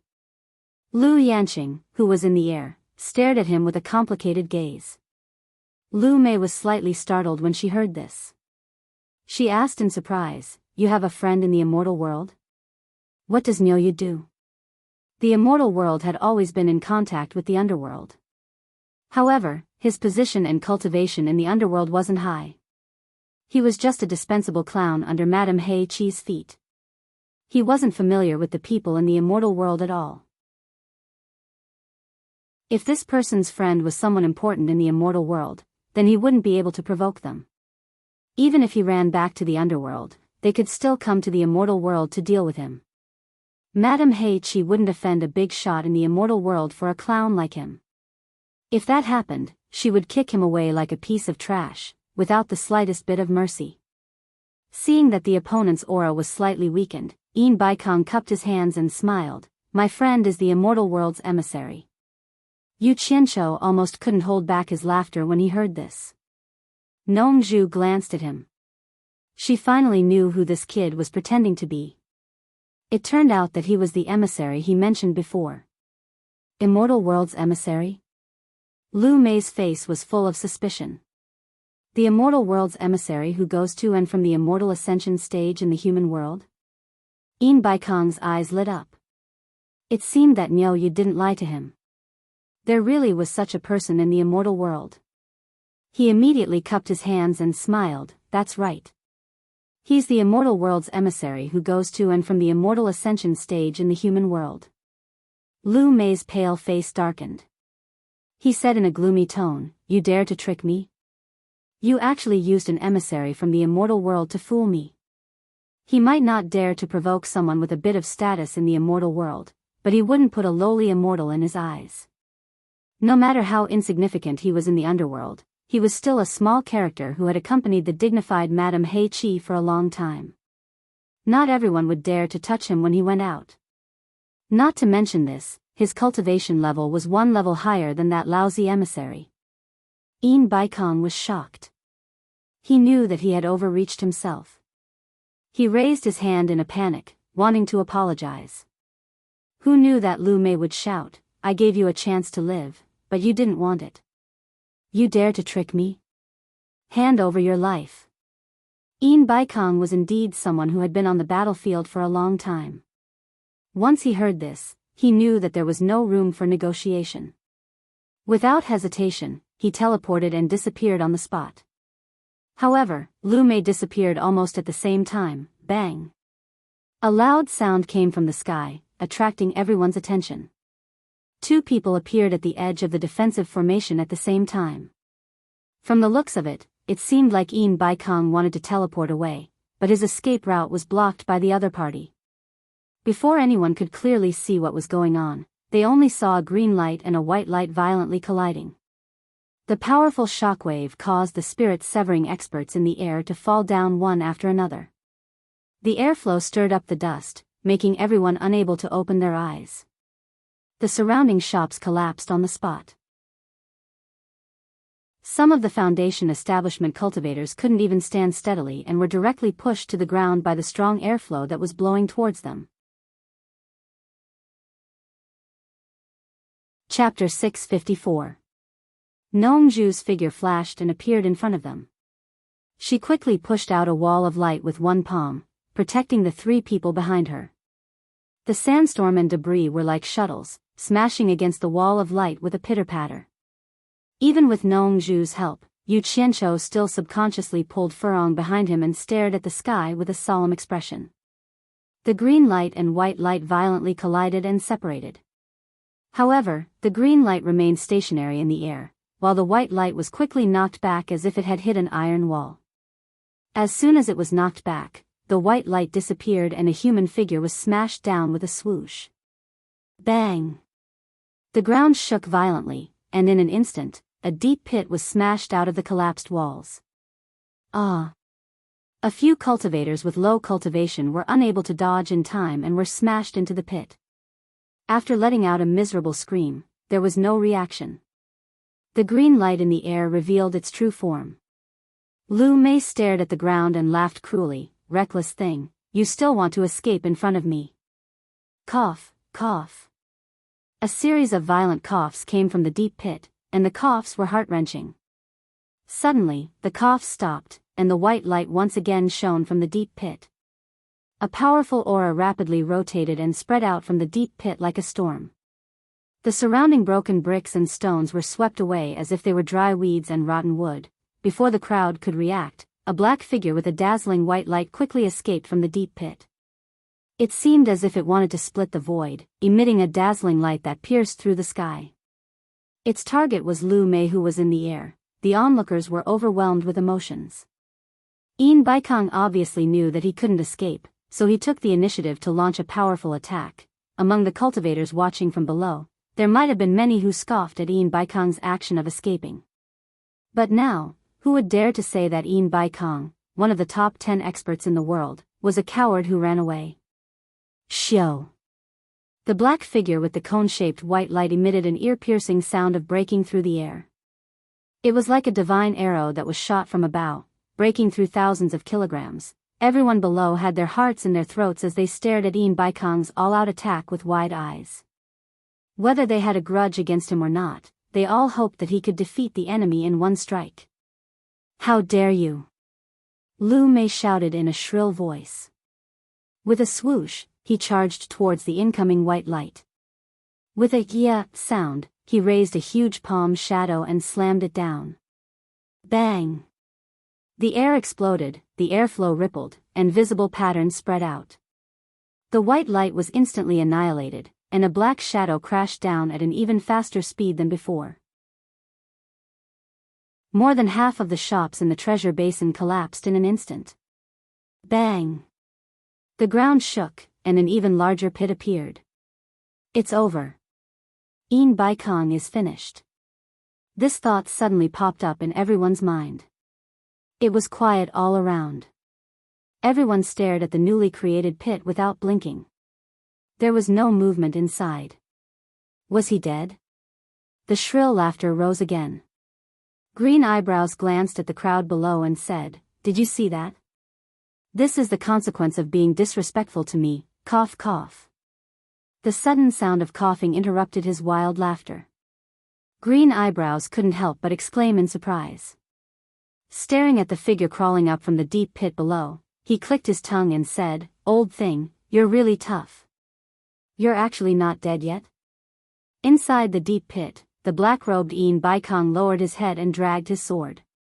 He slowly walked out with heavy steps, and silently stood at the edge of the deep pit with his sword in hand. His black robe was already tattered and covered in dust. Blood could be seen flowing out from the wound underneath. Although he was old, his neatly combed hair was now loose and messy. Mixed with the dust, it was as messy as weeds on the roadside. Ha! Ha!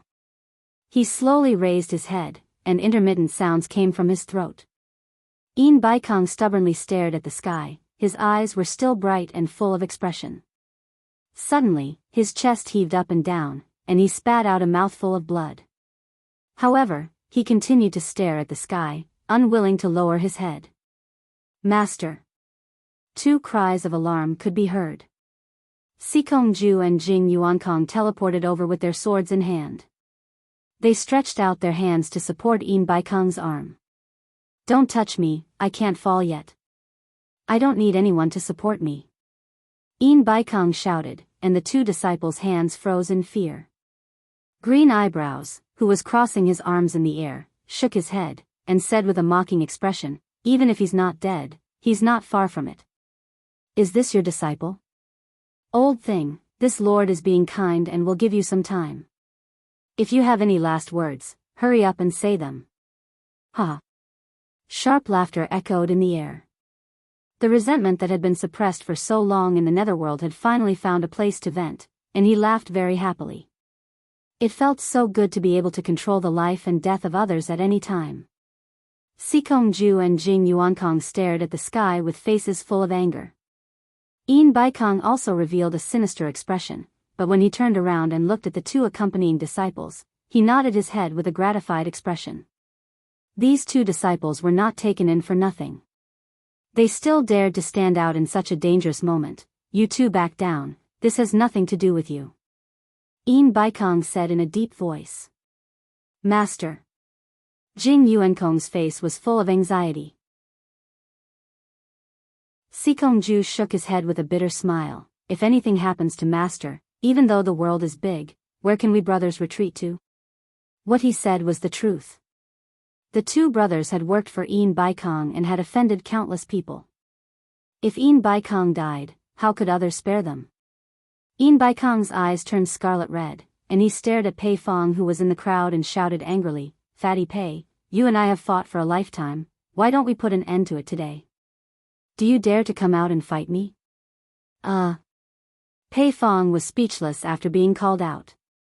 He scratched his fat face and said with a bitter smile, "Brother why do you have to do this? Look at the situation now. Say it, will you fight or not?" Baikong roared. "I admit defeat." Pei Fong shrugged his shoulders helplessly and said with a bitter face, "I know what you want to say. Don't worry. As long as your two disciples don't go against me in the future, I won't find trouble with them. As long as they don't take the initiative to cause trouble, I won't let others find trouble with them. Brother are you satisfied now?" Baikong chuckled and said, "Fatty Pei, looks like you won't have a chance to win against me in this lifetime. If you don't accept it, I'll wait for you in the next life." Damn it. Pei Fong couldn't help but curse. He scratched his fat face and said, fine, if there's a chance in the next life, we'll fight again. This life is yours. Haha. Yin Baikong laughed wildly. After hearing the conversation between the two, the crowd couldn't help but sigh. Although they all knew that Yin Baikong didn't have a true friend in this lifetime, no one would have thought that the person he would entrust his funeral to was the enemy he had been fighting with for a lifetime. There was a good saying, the person who understood you the most was your enemy. After laughing wildly, Yin Baikong turned to his two disciples and said with a smile, if you still have me as your master in your heart, don't let my Yin family's bloodline end. As for the World Commerce Chamber, you won't be able to keep it. Let go when you need to. Otherwise, if Fatty Pei becomes jealous, his words will be treated as farts. Pei Fong rolled his eyes and didn't retort. At this time, he couldn't be bothered to argue with him. Are you guys done talking? Lu Mei, who was floating in the air with his arms crossed, was getting impatient. Get out of the way. Yin Baikong shouted at his two disciples. Sikong Ju and Jing Yuankong were still hesitant, but when they saw their master's angry glare, they bit their lips and bowed, then resolutely turned around and left. Human fire. A commotion suddenly broke out in the surroundings. Yin Baikong straightened his back, his whole body was burning with a scorching white flame, and a suffocating aura slowly spread in all directions. Meanwhile, Yin Baikong's entire being was filled with energy and vigor. Nongzhu shook her head slightly and sighed softly. Yin Baikong is going to risk his life. Yu Qianzhou's expression was solemn. He could also see that this white flame was the human fire that only someone with a high cultivation base could ignite. Yin Baikong was clearly burning his powerful cultivation base, preparing to raise his attack power to the limit. Even if he could survive in the end, at his age, without the support of a powerful cultivation base, how long could he live? He was clearly throwing caution to the wind and had no intention of surviving. Yu Qianzhou sighed, there are so many late divine transformation realm experts, is there no one who will help him? Nongzhu sneered, they are all old foxes, knowing that they are no match for him, who would still want to die. Moreover, he doesn't have a true friend. Sigh. Yin Baikong is also forced into a corner. You think he wants to? As he spoke, a protective aura quickly surged out from his body, expanding to envelop everyone. Ziyi and Furong looked at this scene in horror, the two of them tightly holding each other's hands. When Lu Mei saw this scene, his pupils couldn't help but shrink. He sneered, old thing, you really are tired of living, then I'll fulfill your wish. Although he said that, two 1-meter-long green thorns suddenly appeared in his hands, flashing with a cold green light. Obviously, he didn't dare to be too careless. I refuse to accept this. Yin Baikong roared, the white flame on his body surged, and he disappeared on the spot with a whoosh. Boom! Immediately after, there was an explosion in the air, only to see the green thorn in Lu Mei's hand blocking a huge sword aura that had suddenly appeared. The sword aura was easily defeated by him. However, Yin Baikong was nowhere to be seen. Just as the sword aura was defeated, another sword aura appeared out of nowhere and slashed wildly. Lu Mei's reaction was extremely fast, the green thorn in his hand was defeated without any hesitation. However, the sword aura that followed became more and more frequent, there were huge sword shadows everywhere in the air, but Yin Baikong was nowhere to be seen. Boom, boom. Explosions sounded continuously, gradually enveloping Lu Mei, and he wantonly slashed wildly. On the other hand, Lu Mei dealt with the attacks with ease, a disdainful sneer on his face. The battle became more and more intense, or more accurately, Yin Baikong's attacks became more and more intense, causing the weather to change, bang, bang, bang. The protective formation of the treasure basin finally couldn't withstand the power of the two's battle anymore, the bottom of the formation exploded, and the entire protective formation completely collapsed. The cultivators below the soul formation stage were already unable to stand under the powerful pressure. The wind blades formed from the aftermath of the battle were as hard as steel. Some of the weaker cultivators were cut into pieces on the spot, their intestines spilling out. Immediately, many people fled in fear, quickly hiding behind the god of wealth peak. Chapter 655. Yu Qianqiu stared at the sky and said with a frown, "What is Yin Baikong doing? Does he want to destroy the treasure that he built with his own hands? He is using teleportation to attack." Nongzhu sighed and said, "The strength gap between the two sides is too big. Only by constantly teleporting can he barely maintain his attacking posture. Otherwise, as you have seen before, he is not an opponent of the same level at all. In a head-on fight, he can't even resist one blow from his opponent. Could a soul formation final stage expert be able to teleport indefinitely?" Yu Qianqiu was puzzled. He can't. That's why he ignited his cultivation and forced himself to use it. When he stops, he will be. Sigh. Nongzhu shook her head. It seems like this move is useless against him. The difference in strength is too big. Could he really be an immortal from the immortal world? Yu Qianqiu was speechless. He couldn't answer this question either. In the sky, the endless sword energy gradually decreased. The attacks that were as dense as rain were showing signs of weakening. The green spikes in Lu Mei's hands easily broke the incoming sword energy. Then, he cackled, "I thought you were more capable than I thought. So this is all you've got? What? You can't hold on anymore? Useless." What answered him was the sudden appearance of a figure, wielding a sword with both hands and slashing at his head. Lu Mei casually waved his green thorn and easily destroyed it. He clicked his tongue and said, "Can't even withstand a single blow. Really can't withstand a single blow." After a few fruitless attacks, Yin Baikong stopped. He floated in the air and panted heavily. His eyes were lifeless as he stared at Lu Mei. His black robe had been dyed dark red by blood. Drops of blood dripped from the tips of his feet. His face was pale, comparable to Lu Mei's. The group of soul formation stage lords stared at the sky in silence. They all knew that Yin Baikong was finished. "Don't have the strength to spin anymore?" Lu Mei laughed, "If that's the case, I won't play with you anymore. Boring." As soon as he finished speaking, he shot his green thorn at Yin Baikong's chest. It was fast and silent.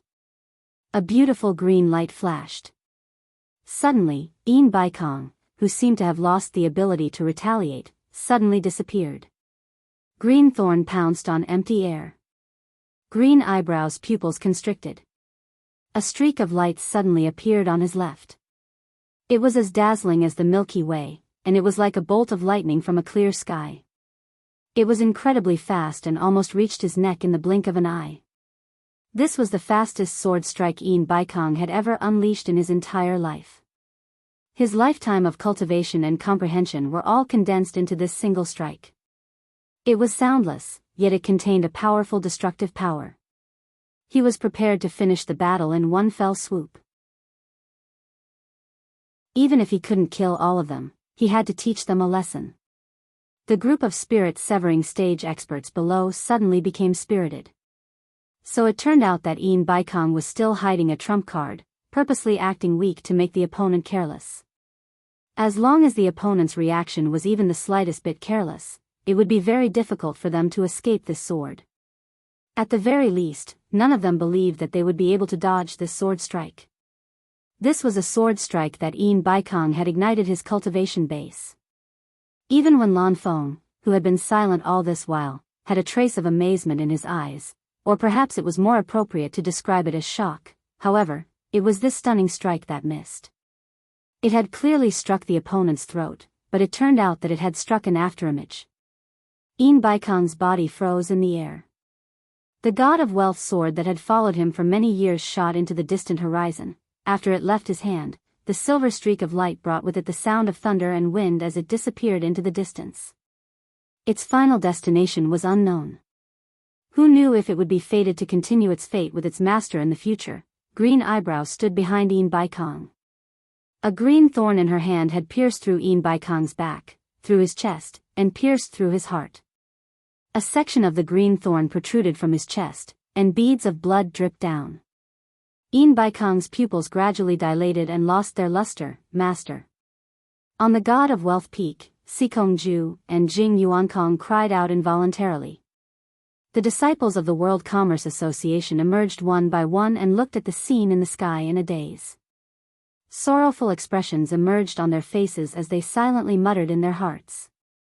The era of the World Commerce Association is over. The group of soul formation experts looked up at the sky, and they all had expressions of sympathy on their faces. Nongzhu and Yu Qianqiu looked at each other. No one could have imagined that the high-spirited Yin Baikong who was preparing for the cornucopia gathering would be finished just like that. Old ghost, you're still lacking if you want to scheme against me. Don't you know how to act a little better? Your biggest flaw is that you can still float in the air. Green Eyebrow's mouth was close to Yin Baikong's ear as he laughed sinisterly. Suddenly, Yin Baikong's dilated pupils shrank and a trace of a desolate smile flashed across his face. His hands suddenly hugged the person behind him tightly. The smile on Green Eyebrow's face froze as he cried out in surprise, "Old thing, you," boom. An earth-shattering explosion drowned out Green Eyebrow's cry. A bright light exploded in the sky, and the air in this area seemed to be scared away in an instant. Nongzhu let out a fierce snort as the protective aura she released was instantly blasted apart by the powerful explosive airflow.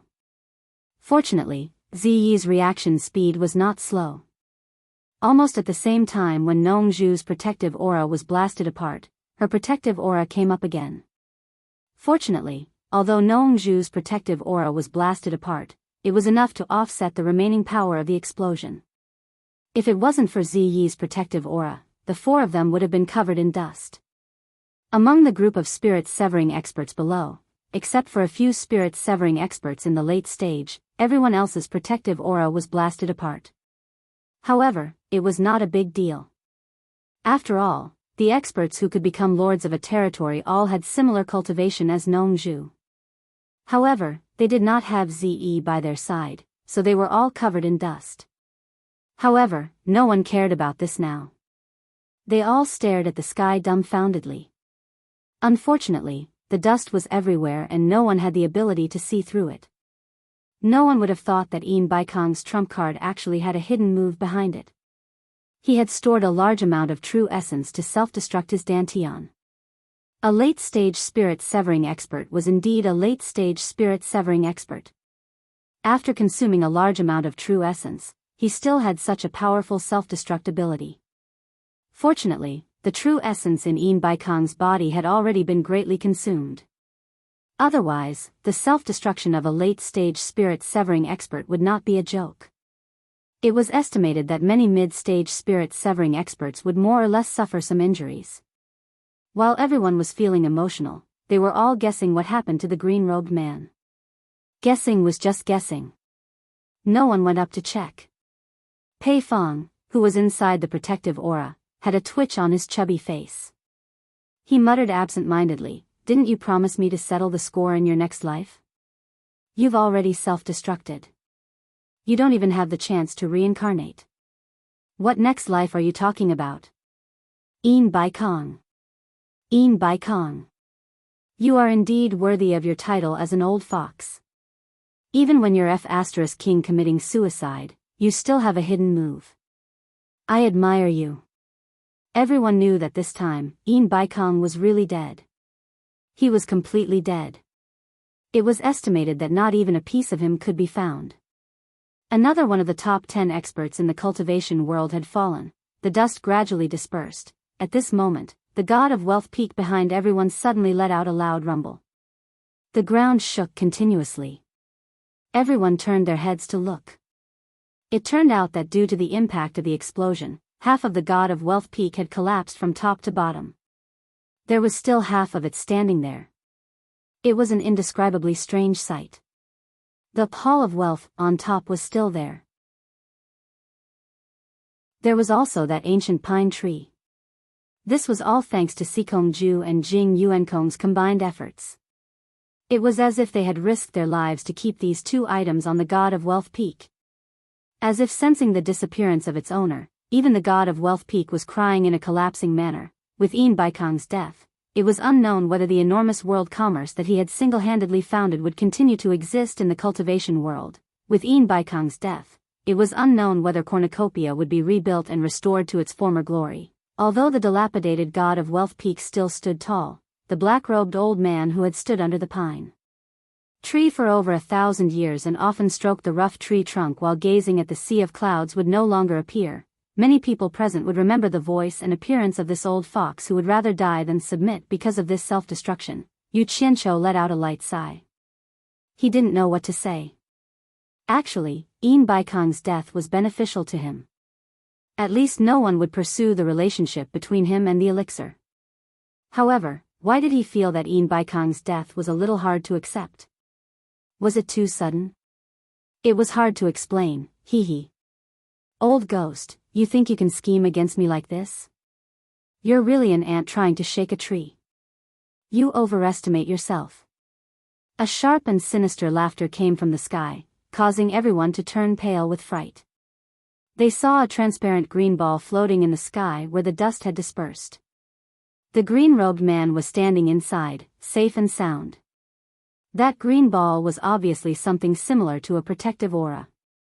It actually blocked Baikong's self-destruction. Too strong. Everyone had this thought. They didn't expect that Baikong's self-destruction wouldn't injure him in the slightest. He was really too strong. The green ball disappeared, and green eyebrows landed on the ground in a flash.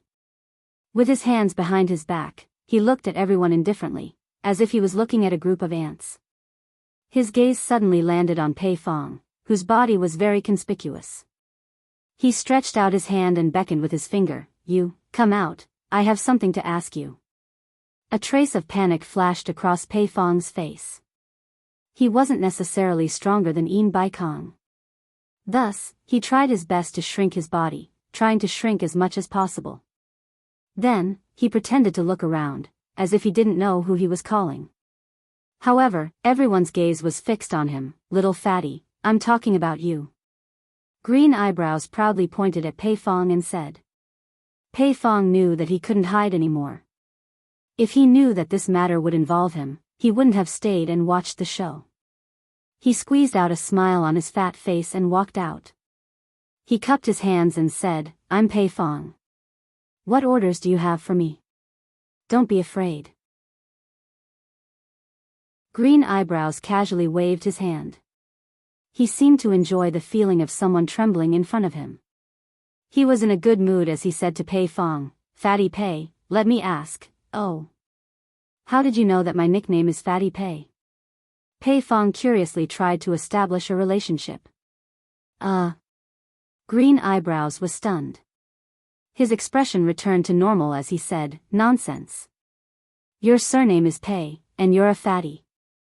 If I don't call you Fatty Pei, what should I call you? Pei Fong didn't seem to realize that he was being scolded. Instead, he revealed an almost exaggerated expression of reverence and said in a flattering manner, you are indeed an expert. You can even think of such a question. You really have a divine plan.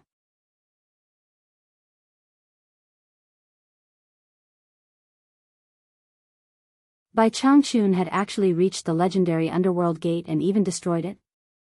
The number one expert in the world was indeed the number one expert in the world. He was too bold to actually dare to mess with the netherworld. As a result, even the legendary emperor of the underworld was alerted, and this person was actually an emissary from the underworld? No wonder it was so powerful. Nongzhu rolled her dead fish eyes and slowly tilted her head to stare at Yu Qianqiu. The latter's face twitched as he smiled embarrassedly. Now the two completely understood. It turned out that the destruction of the underworld gate had attracted this god of plague. Baikong's death was a little unjust. Bai Changchun was also wronged. But what Yu Qianqiu couldn't figure out was why the other party didn't look for him, the culprit, but his master. He looked at Nongzhu with an inquiring look. Nongzhu transmitted her voice with extreme disdain, no need to guess. It must be the trouble caused by the words left on the wall of the underworld cave. Otherwise, no matter how famous your master is, the people of the underworld wouldn't know his name. When you go back, quickly erase the words on the wall for me. It seemed that having bad handwriting had its benefits. At least it wasn't that easy to recognize. Yu Qianqiu didn't say anything. Pei Fong had a dull expression on his face. He really didn't know what to say. But Green Eyebrow wouldn't let him get away with it. He asked again, Fatty Pei, who is Bai Changchun? Point it out to me, or else. Humph. Pei Fong's face was bitter, and he was almost crying. He wanted to test whether the strange green-robed man was Bai Changchun's friend or foe. If it was a friend, he would naturally tell the truth. If it was an enemy, he could also tell the truth. It would be great if he could get rid of Bai Changchun with the help of the strange green-robed man. Bing Qingzi ran away, and Yin Baikong died. If Bai Changchun, who was above him, also died, he would be very comfortable in the future. But he never thought that Bai Changchun would dare to provoke the underworld. This was a little too ridiculously strong. In this case, if Bai Changchun and the strange green-robed man fought, it was still uncertain who would win. But if Bai Changchun won, how could he let go of the informant? If he lied, the green-robed man would definitely get even with him. It was difficult. The group of lords of the soul formation stage also looked at him with sympathy. They could all understand his feelings. Do you want me to force you to say it? Green Eyebrow was a little impatient. Pei Fong had no other choice. He had to get through this first. He was just telling the truth. Bai Changchun shouldn't be so petty, right? He coughed and said with a wry smile, It's not that I don't want to point it out, but Bai Changchun isn't here at all. Bai Changchun is the world's #1 expert. He lives in the demon domain all year round. Why would he hang out with small figures like us? His words were very respectful to Bai Changchun. He completely had an attitude of not offending either side. The world's #1 expert. No wonder he dares to say that he's invincible in the world. Green Eyebrow sneered. Suddenly, he was startled and his eyes flickered. You said Bai Changchun lives in the demon domain? He remembered that the female ghost cultivator had said that the place shrouded by the dark clouds was the demon domain. That's right. Pei Fong explained, Bai Changchun is the world's #1 expert. He leads the thousands of demon kings and ghost king in the entire demon domain. He is the master of the demon domain. Hee hee. Green Eyebrow suddenly laughed sharply. He understood everything and instantly said with a murderous expression, So he is the master of the demon domain. No wonder that female ghost cultivator dared to lie to me. When I go back, the first person I'll deal with is you, bitch. I'll let you know what it means to beg for death. As soon as he finished speaking, his whole body turned into a green light and flew away. Seeing him leave just like that, everyone heaved a sigh of relief. Looking at the messy treasure bowl, everyone was speechless. However, at this moment, another green light flashed in the sky and turned into a human figure. Who else could it be but the strange green-robed man who had just left? Why did he come back? When everyone's heart was pounding, Green Eyebrow pointed to Pei Fong, who was surprised, and said, Fatty Pei, let me ask you again. Who are Nanhai Nongzhu and Yu Qianqiu? Where do these two people live? Nongzhu and Yu Qianqiu were stunned when they heard this. Now they were 100% sure that it was the words left on the ghost cave that caused the trouble. Both of them were blaming their own hands in their hearts. Yu Qianqiu wanted to slip away immediately. He said to Nongzhu, let's go. While he doesn't know who we are, let's go quickly. Nongzhu agreed. The two of them grabbed Ze and Furong and wanted to run away. Stop. With a sharp shout, Green Eyebrow's eyes locked directly on them. There was no other reason. When he said that, everyone subconsciously turned to look at them. Their eyes betrayed them, the four of them paused and slowly turned around. Nongzhu and Yu Qianqiu had the same bright and harmless smile on their faces, but Ze and Furong were obviously very afraid. Green Eyebrow pointed at them and said, come here. Yu Qianqiu secretly transmitted his voice to the three of them, don't be afraid. I'm here. He can't do anything to us. Follow me closely. Don't be too far away from me. When the critical moment comes, I have a way to help you escape. Damn it. Brat, Why are you still pretending to be mysterious at a critical moment? I know you're good at escaping. If you want to escape, you should do it now. Why are you waiting for the critical moment? If you wait any longer, I'll be scared to death. Hurry up. Nongju secretly transmitted his voice and urged. Yu Qianqiu didn't bother to pay attention to him. He wouldn't reveal his last secret unless it was absolutely necessary. Then, he held Furong's hand and gave her a firm look that said, "Trust me." When Furong saw that, she was relieved. She didn't even want to think about it and believed him without any reason. Quietly, she was led away by him by the hand. "Bastard, I'll deal with you later." Nongju secretly transmitted his voice and complained.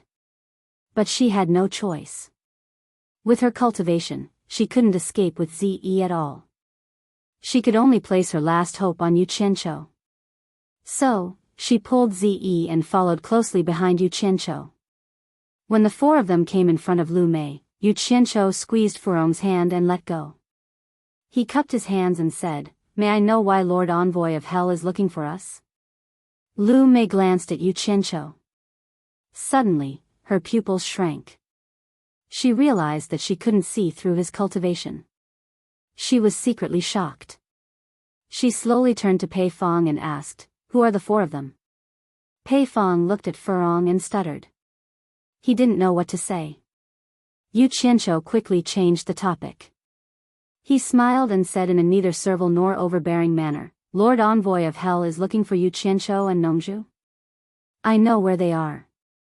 Everyone looked at each other suspiciously. They didn't know what Yu Qianqiu was trying to do. However, they admired his courage. He wasn't afraid at all in the face of such a terrifying monster.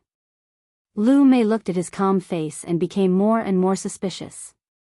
Why didn't he notice the four people in the corner at the beginning? "Oh," he said, "then tell me where they are. I don't have time to talk nonsense here." He was in a hurry to leave. Although he was arrogant before, he had accumulated the mentality of a small person over the years. It couldn't be changed so easily. He instinctively thought that this person was not afraid of him at all. In addition, he couldn't see through his cultivation, so he was more or less afraid. What kind of person was Yu Qianqiu? In his previous life, he had mingled with the nobodies in the marketplace.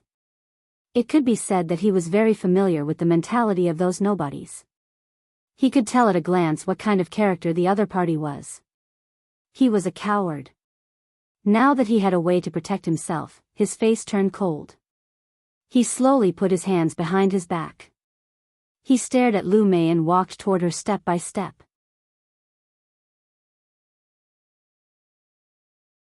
Chapter 657. Boy, do you want to die? What do you want to do? Nongju transmitted her voice anxiously. Everyone else was also looking at Yu Qianqiu with the same thoughts in their minds. Yu Qianqiu ignored him. In his previous life, he had made a name for himself among all sorts of people. Even though he was a hoodlum and his nature was hard to change, the aura of a superior was not something that could be faked. Lu Mei was also a man who acted according to the situation. Naturally, he could tell at a glance that this person's aura was not ordinary. Seeing him approaching step by step, he felt an inexplicable fear in his heart. He wanted to step back subconsciously, but he forced himself to hold back. He said in a low voice, "What do you want to do?" 2 meters away from him, Yu Qianqiu stopped. If he went forward, he would force Lu Mei to do something desperate, and then he would be exposed. As long as he kept a safe distance from Lu Mei, everything would be fine. "Do you really want to know where Yu Qianqiu and Nanhai Nongju are?" Yu Qianqiu asked coldly. The black fire in his body instantly condensed to the extreme, and suddenly pressed down on Lu Mei. Others naturally could not feel the targeted pressure. Unexpectedly, Lu Mei did not react at all. Yu Qianqiu thought it was bad. Then he remembered that since Lu Mei came from the underworld, he must have crossed the fire sea of the underworld and was not afraid of the black fire at all. He was right, but Lu Mei was not afraid at all. Such a heavy death chi could only be felt by people at the level of underworld sage. As a netherworld knight, he could not condense such a heavy death chi. What scared him the most was that he saw two burning black flames jumping in Lu Mei's eyes. However, as Yu Qianqiu quickly restrained the black fire, the two burning black flames disappeared again. It was indescribably weird. Lu Mei intuitively thought that Lu Mei's cultivation was higher than his, and it was very likely that he also came from the underworld. His heart was pounding. However, he soon realized that something was wrong. The human aura around the other party was very heavy. It was obvious that he was someone from the human world. If they were from the underworld, they wouldn't be able to do anything to him. He was the messenger of the underworld emperor and Lady He Qi who in the underworld dared to make things difficult for him. Even if they were from the celestial world, they still had to respect the emperor of the underworld and Lady Blackpool. But that's not right. People from the celestial realm don't have human qi. That's strange. Amidst his doubts, he calmed himself down and nodded. I can tell that you aren't an ordinary person. I'm here by the order of the Underworld Emperor and the decree of the Lady of Blackpool.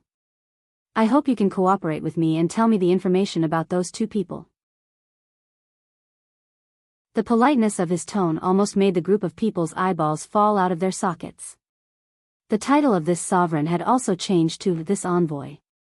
Nongzhu is even more stunned. It turns out that this strange green-robed man is easily frightened. He only bullies the weak and fears the strong. Ziyi's face was filled with admiration. However, Furong didn't think it was a big deal.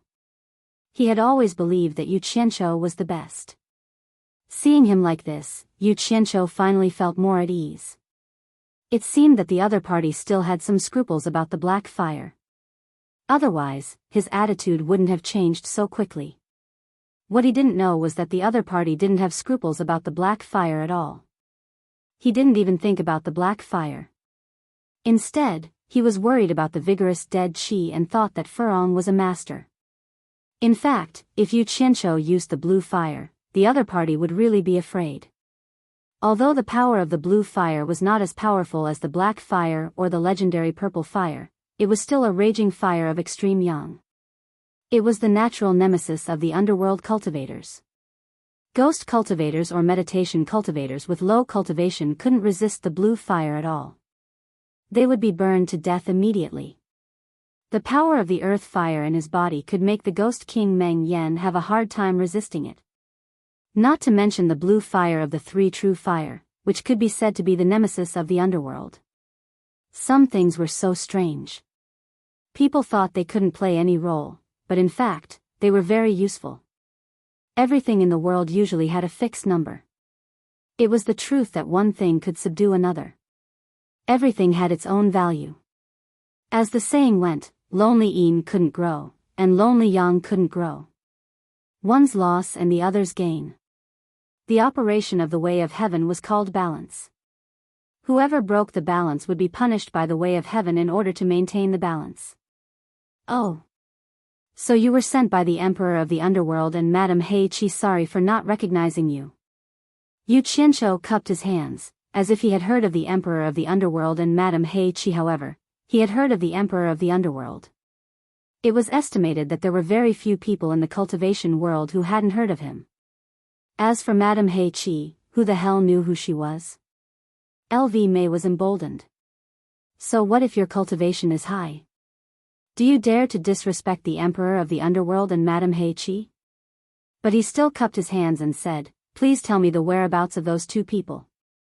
Yu Qianqiu nodded and said, I can tell you, but I'm afraid that you can't get in even if you find the place. I advise you to give up the idea of looking for those two people. Even he said so. Could it be a very powerful place? LV Mei was taken aback. Then he shook his head and said, it doesn't matter. As long as I try my best, I have a clear conscience. His words sounded nice, but in fact, he had already made up his mind. If it was a powerful place, he wouldn't have to look for those two people.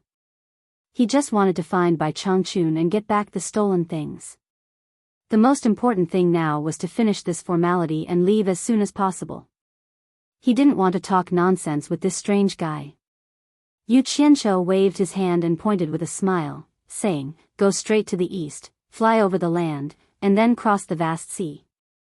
There is a vast land sealed by a great formation. Few people can enter it. It is called the East Holy Land. There are many highly skilled swordsmen there. Even my cultivation is not worth mentioning there. Yu Qianqiu and Nongzhu are there." Then he cupped his hands and said, "I wish you good luck, emissary of hell." Hearing this, Nongzhu's eyes brightened. She realized that this was a good way to solve the problem once and for all. Tricking him to go to a place where he couldn't enter, he naturally wouldn't be angry. At that time, he would have to go back to the underworld obediently. The two of them didn't have a deep hatred with the underworld. Would the underworld have to find them? Impossible. That would be too degrading. Nongzhu didn't believe that the legendary emperor of the underworld was so petty. But he was worried about Bai Changchun. But there was no other way. He would save as many people as he could. He could only do this for the time being. The group of demigod lords nodded secretly and exchanged glances. This method was much better than Pei Fang's flattering method. But to them, if something happened to Bai Changchun, it might not be a bad thing. Only Zi thought of "big liar" again. Pei Fang's face darkened. Why didn't he think of this method in the beginning?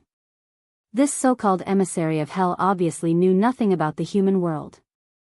He was very easy to trick. Thinking of his fawning manner and comparing it to Yu Qianqiu's calm and confident manner, he immediately felt a little embarrassed. It would be embarrassing if this spread out. He was a master at the final stage of demigod realm. He was not even as calm as a junior. He couldn't understand why this emissary of hell seemed to be afraid of Yu Qianqiu. He looked at Yu Qianqiu and was slightly stunned. He couldn't see through his cultivation. Was this the reason? Green Eyebrows was stunned for a while. After hearing Yu Qianqiu's words, he felt that safety was the first priority.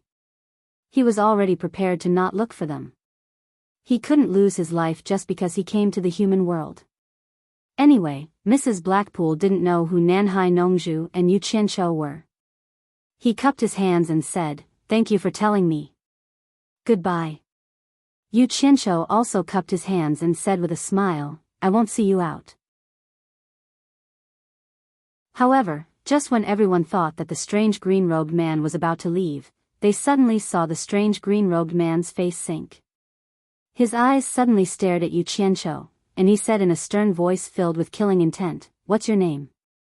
Yu Qianqiu was shocked. He didn't know where he had exposed himself, but he replied calmly, "I'm Zhang San." "Is there a problem?" "I think you're Li Si." "How dare you make fun of me? How dare you?" Green Eyebrows screamed.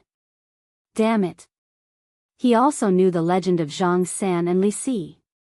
Although Yu Qianqiu didn't know how the other party found out the flaw, he knew that he had been exposed.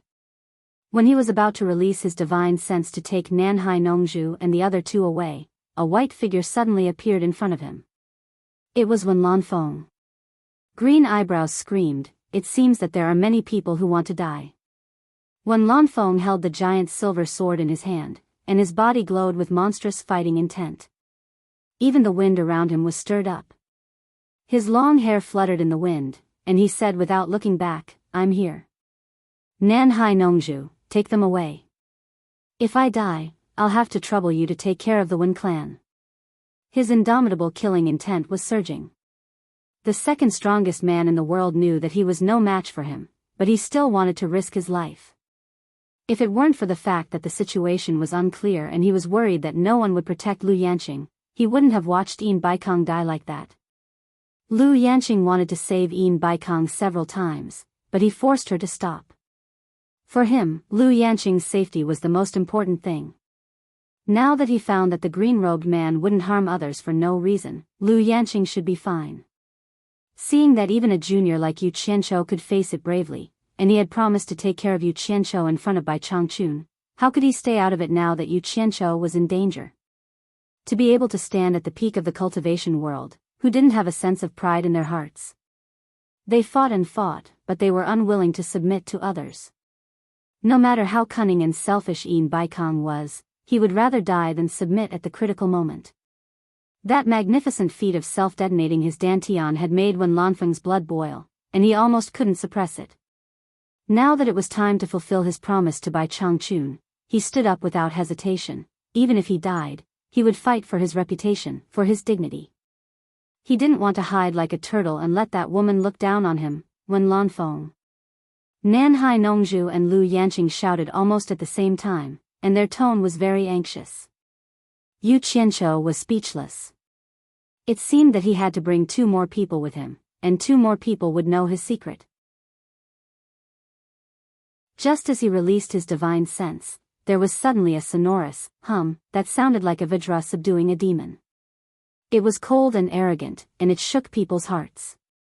Yu Qianqiu's legs went soft, and he almost couldn't stand still.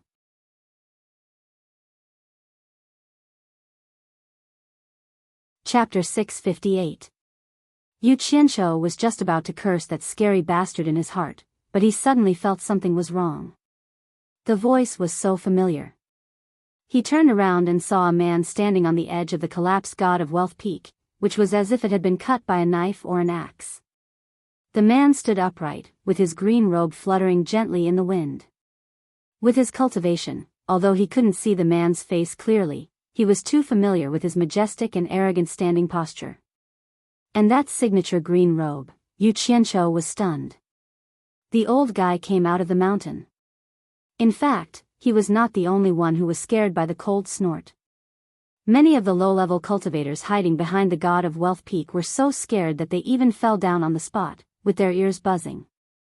As for the group of deity transformation stage lords, their hearts trembled when they heard that cold snort, which sounded like a vajra subduing a demon.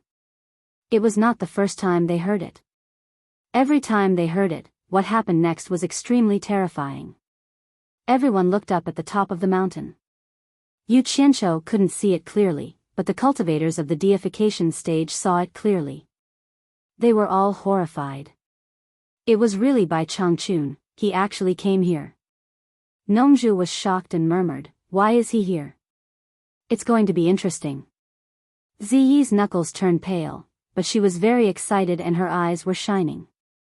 It turned out that Elder Bai, whom she admired the most, was here.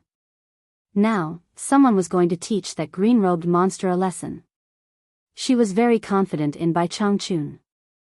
In her eyes, Elder Bai was an invincible legend. LV Mei was not a fool. From everyone's reaction, he could tell that the guy who stood on the top of the mountain and looked into the distance without even looking at them was definitely not an ordinary person. Especially the cold snort just now, his cultivation must be extraordinary. Then he called, "Fatty Pei." Pei Fong made a sound of ah and turned around to look at him. LV Mei glanced at the God of Wealth Peak coldly and asked, "Who is that old guy up there? Please use your brain, who else could it be?" Pei Fong shook his head with a bitter smile and did not answer. Wen Lanfeng, who was confronting Lu Mei, lost his surging battle intent and killing intent. He said to Lu Mei indifferently, "He's the one you're looking for, the world's #1 expert, Bai Changchun." Bai Changchun was here. There was no need for him to risk his life to protect Yu Qianqiu and the others. Bai Changchun? Green Eyebrows was startled and suddenly stared at the peak of the mountain. He smiled evilly and said, "You can wear out iron shoes in fruitless search, only to find it by chance." He actually sent himself to his death. That's good, it saves me the trouble of looking for him everywhere. Wen Lanfeng sneered, "Don't speak too early. I hope you still have a chance to return to the netherworld." He was the only person in the cultivation world who had survived from Bai Changchun's hands twice, so he naturally knew how terrifying Bai Changchun was. The God of Wealth Sword? It's Yin Baikong's God of Wealth Sword. How could it be in his hands? The soul formation expert suddenly became restless. Bai Changchun, who was on the God of Wealth Peak, slowly put down his hands. He was holding a sword in his hand and silently looked at it with a solemn expression. This sword was extremely familiar to all of the soul formation final stage cultivators, especially Pei Fong and the other soul formation final stage cultivators. They were certain that the sword in Bai Changchun's hand was the God of Wealth sword that had followed Yin Baikong for many years. Everyone immediately came to a realization. Yin Baikang's God of Wealth sword was in the direction of the demon domain. Bai Changchun must have encountered it on his way here and brought it back. On the God of Wealth peak, Sikongju and Jing Yuankong were frightened by Bai Changchun's sudden appearance. Only now did they realize that the sword in Bai Changchun's hand was actually their master's sword. The two of them looked at each other and quickly walked behind Bai Changchun. They knelt down and kowtowed with sobs. "Senior Bai, please avenge our master, Senior Bai." Beside the cliff, the mountain wind was strong. However, the green robe that was fluttering in the wind suddenly stopped. It was as if it was made of stone and iron. It was as if it was connected to its owner's emotions. Bai Changchun faced heaven and earth quietly. His unmoving thin back didn't turn around. His back was facing the two people who were kneeling down. His face was as calm as water and no expression could be seen. A sharp gleam flashed across his eyes and then they became calm again. His eyes seemed to be uninterested in anything. He only stared at the God of Wealth in his hand and said indifferently, "I was right. Otherwise, you wouldn't have abandoned your sword." His voice was like that of an ordinary old man who had experienced the vicissitudes of life. It was quiet, indifferent, serene and unperturbed. Hearing this voice, no one would believe that this was the #1 expert whose name shook the cultivation world. "Junior is useless and can't avenge my master. Please avenge my master, Senior Bai." Sikongju kowtowed once again. This time, he was kowtowing heavily on the ground, causing the ground to produce loud bangs. Jing Yuankong kowtowed non-stop along with his senior brother.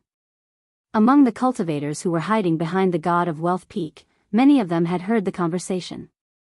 After holding their breaths and concentrating, someone suddenly exclaimed, Bai Changchun is here. The #1 expert in the world, Bai Changchun, is here. I heard his voice. There was an indescribable surprise in his tone. The news spread quickly behind the mountain, making the cultivators extremely excited. This caused the large group of cultivators to become extremely excited. They did not expect that the elusive #1 expert under the heavens would come and see them. Although they hadn't seen Bai Changchun before, they didn't know where they got the confidence that Bai Changchun would be able to take care of that arrogant green-robed man. It didn't matter if that green-robed man was from the celestial world or the netherworld world. They believed that Bai Changchun would win. To them, the name Bai Changchun was an undefeatable legend in the cultivation world. He was an immortal legend that only existed in legends. He was a monumental monument that no one in the cultivation world could surpass in the past or the future. Ever since they stepped into the cultivation world, they had heard of such a person. He was ethereal and mysterious, and they could never see his true appearance. But every single person they met who talked about this legendary figure had a face full of reverence and sincerity. Over time, this legendary name was engraved in every cultivator's heart, accompanying every cultivator as they grew. That was a legendary figure that every cultivator dreamed of meeting since they stepped into the cultivation world. They tossed and turned restlessly in bed, longing to meet him, but today, that legendary immortal legend didn't disappoint everyone. Just at the critical moment when the underworld messenger was acting arrogantly in the mortal world, he was like a rising sun in the darkness, appearing just in time and giving everyone hope. No matter what kind of enmity everyone had, when faced with bullying and oppression from the outside world, they would always feel a sense of solidarity against a common enemy. Especially those disciples of the World Chamber of Commerce, they hoped that someone could help them vent their hatred. They were perturbed and uneasy. They really wanted to meet that immortal legend. If they missed this opportunity, they would probably never be able to eat or sleep in peace for the rest of their lives. But at this time, they were more or less afraid. Could they go out? But at this time, someone took the lead and threw caution to the wind. One person flew up with a swoosh, circled around God of Wealth Peak, and quickly landed on the edge of the mountain surrounding Cornucopia with his heart thumping wildly. With someone taking the lead, countless figures flew out from behind God of Wealth Peak like locusts, landing on the edge of the mountain surrounding Cornucopia one after another. Each of them were so excited that their gazes jumped around, desperately trying to see that immortal legend on God of Wealth Peak. But with their cultivation, almost no one could see clearly. They could only faintly see a green-robed man standing upright on the mountain peak, but unfortunately, they couldn't see his appearance clearly. Is that the green-robed man? It should be. I saw him too. Although no one could see clearly, that green-robed figure gave everyone incomparably strong confidence. Their tone was one more excited than the other, completely forgetting the situation where they had to flee in a sorry state. The people at the foot of the mountain stared at the top, but Bai Changchun only looked at the sword in his hand.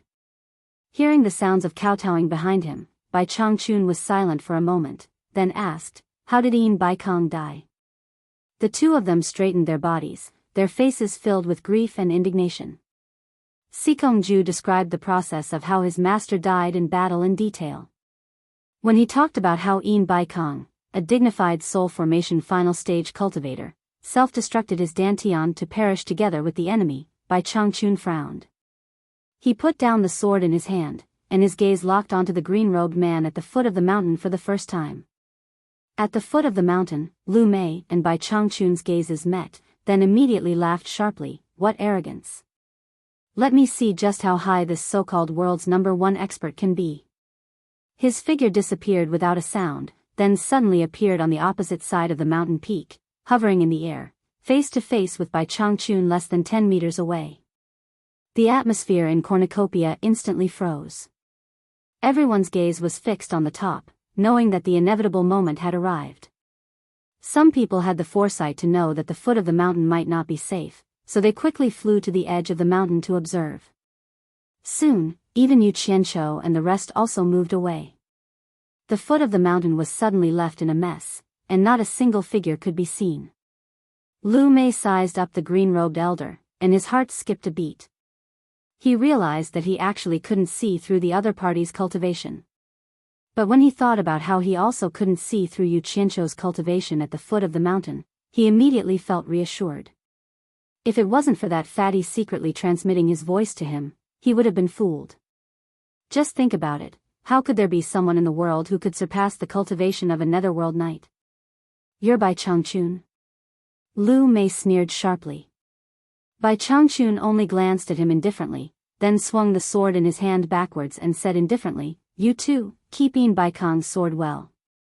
The two people who were kneeling hurriedly stood up. Sikongju went over to take the sword and retreated with both hands. Then, he heard Bai Changchun say indifferently with his back facing them, "It wasn't easy to establish the World Commerce Association. It's Yin Baikong's life's work. You two have to manage it well. Whether it's for the cultivators of the cultivation world or the mortals of the secular world, the World Commerce Association should have the goal of benefiting the world. Otherwise, there's no need for it to exist. Do the two of you understand what I mean?" Sikongju and Jing Yuankong looked at each other, then bowed in unison and said, "Junior understands." Hearing this, Pei Fong, Qi Zhejuan, and Ouyang Da's expressions all changed. With Bai Changchun's words, even if Yin Baikong died, they could forget about attacking the World Commerce Association in the future. No one would dare to do anything to the World Commerce Association. Unless Bai Changchun died in the hands of the green-robed man. You're tuning in to the Romantic Tales YouTube channel. Don't forget to subscribe and join us on this journey to catch the most captivating stories.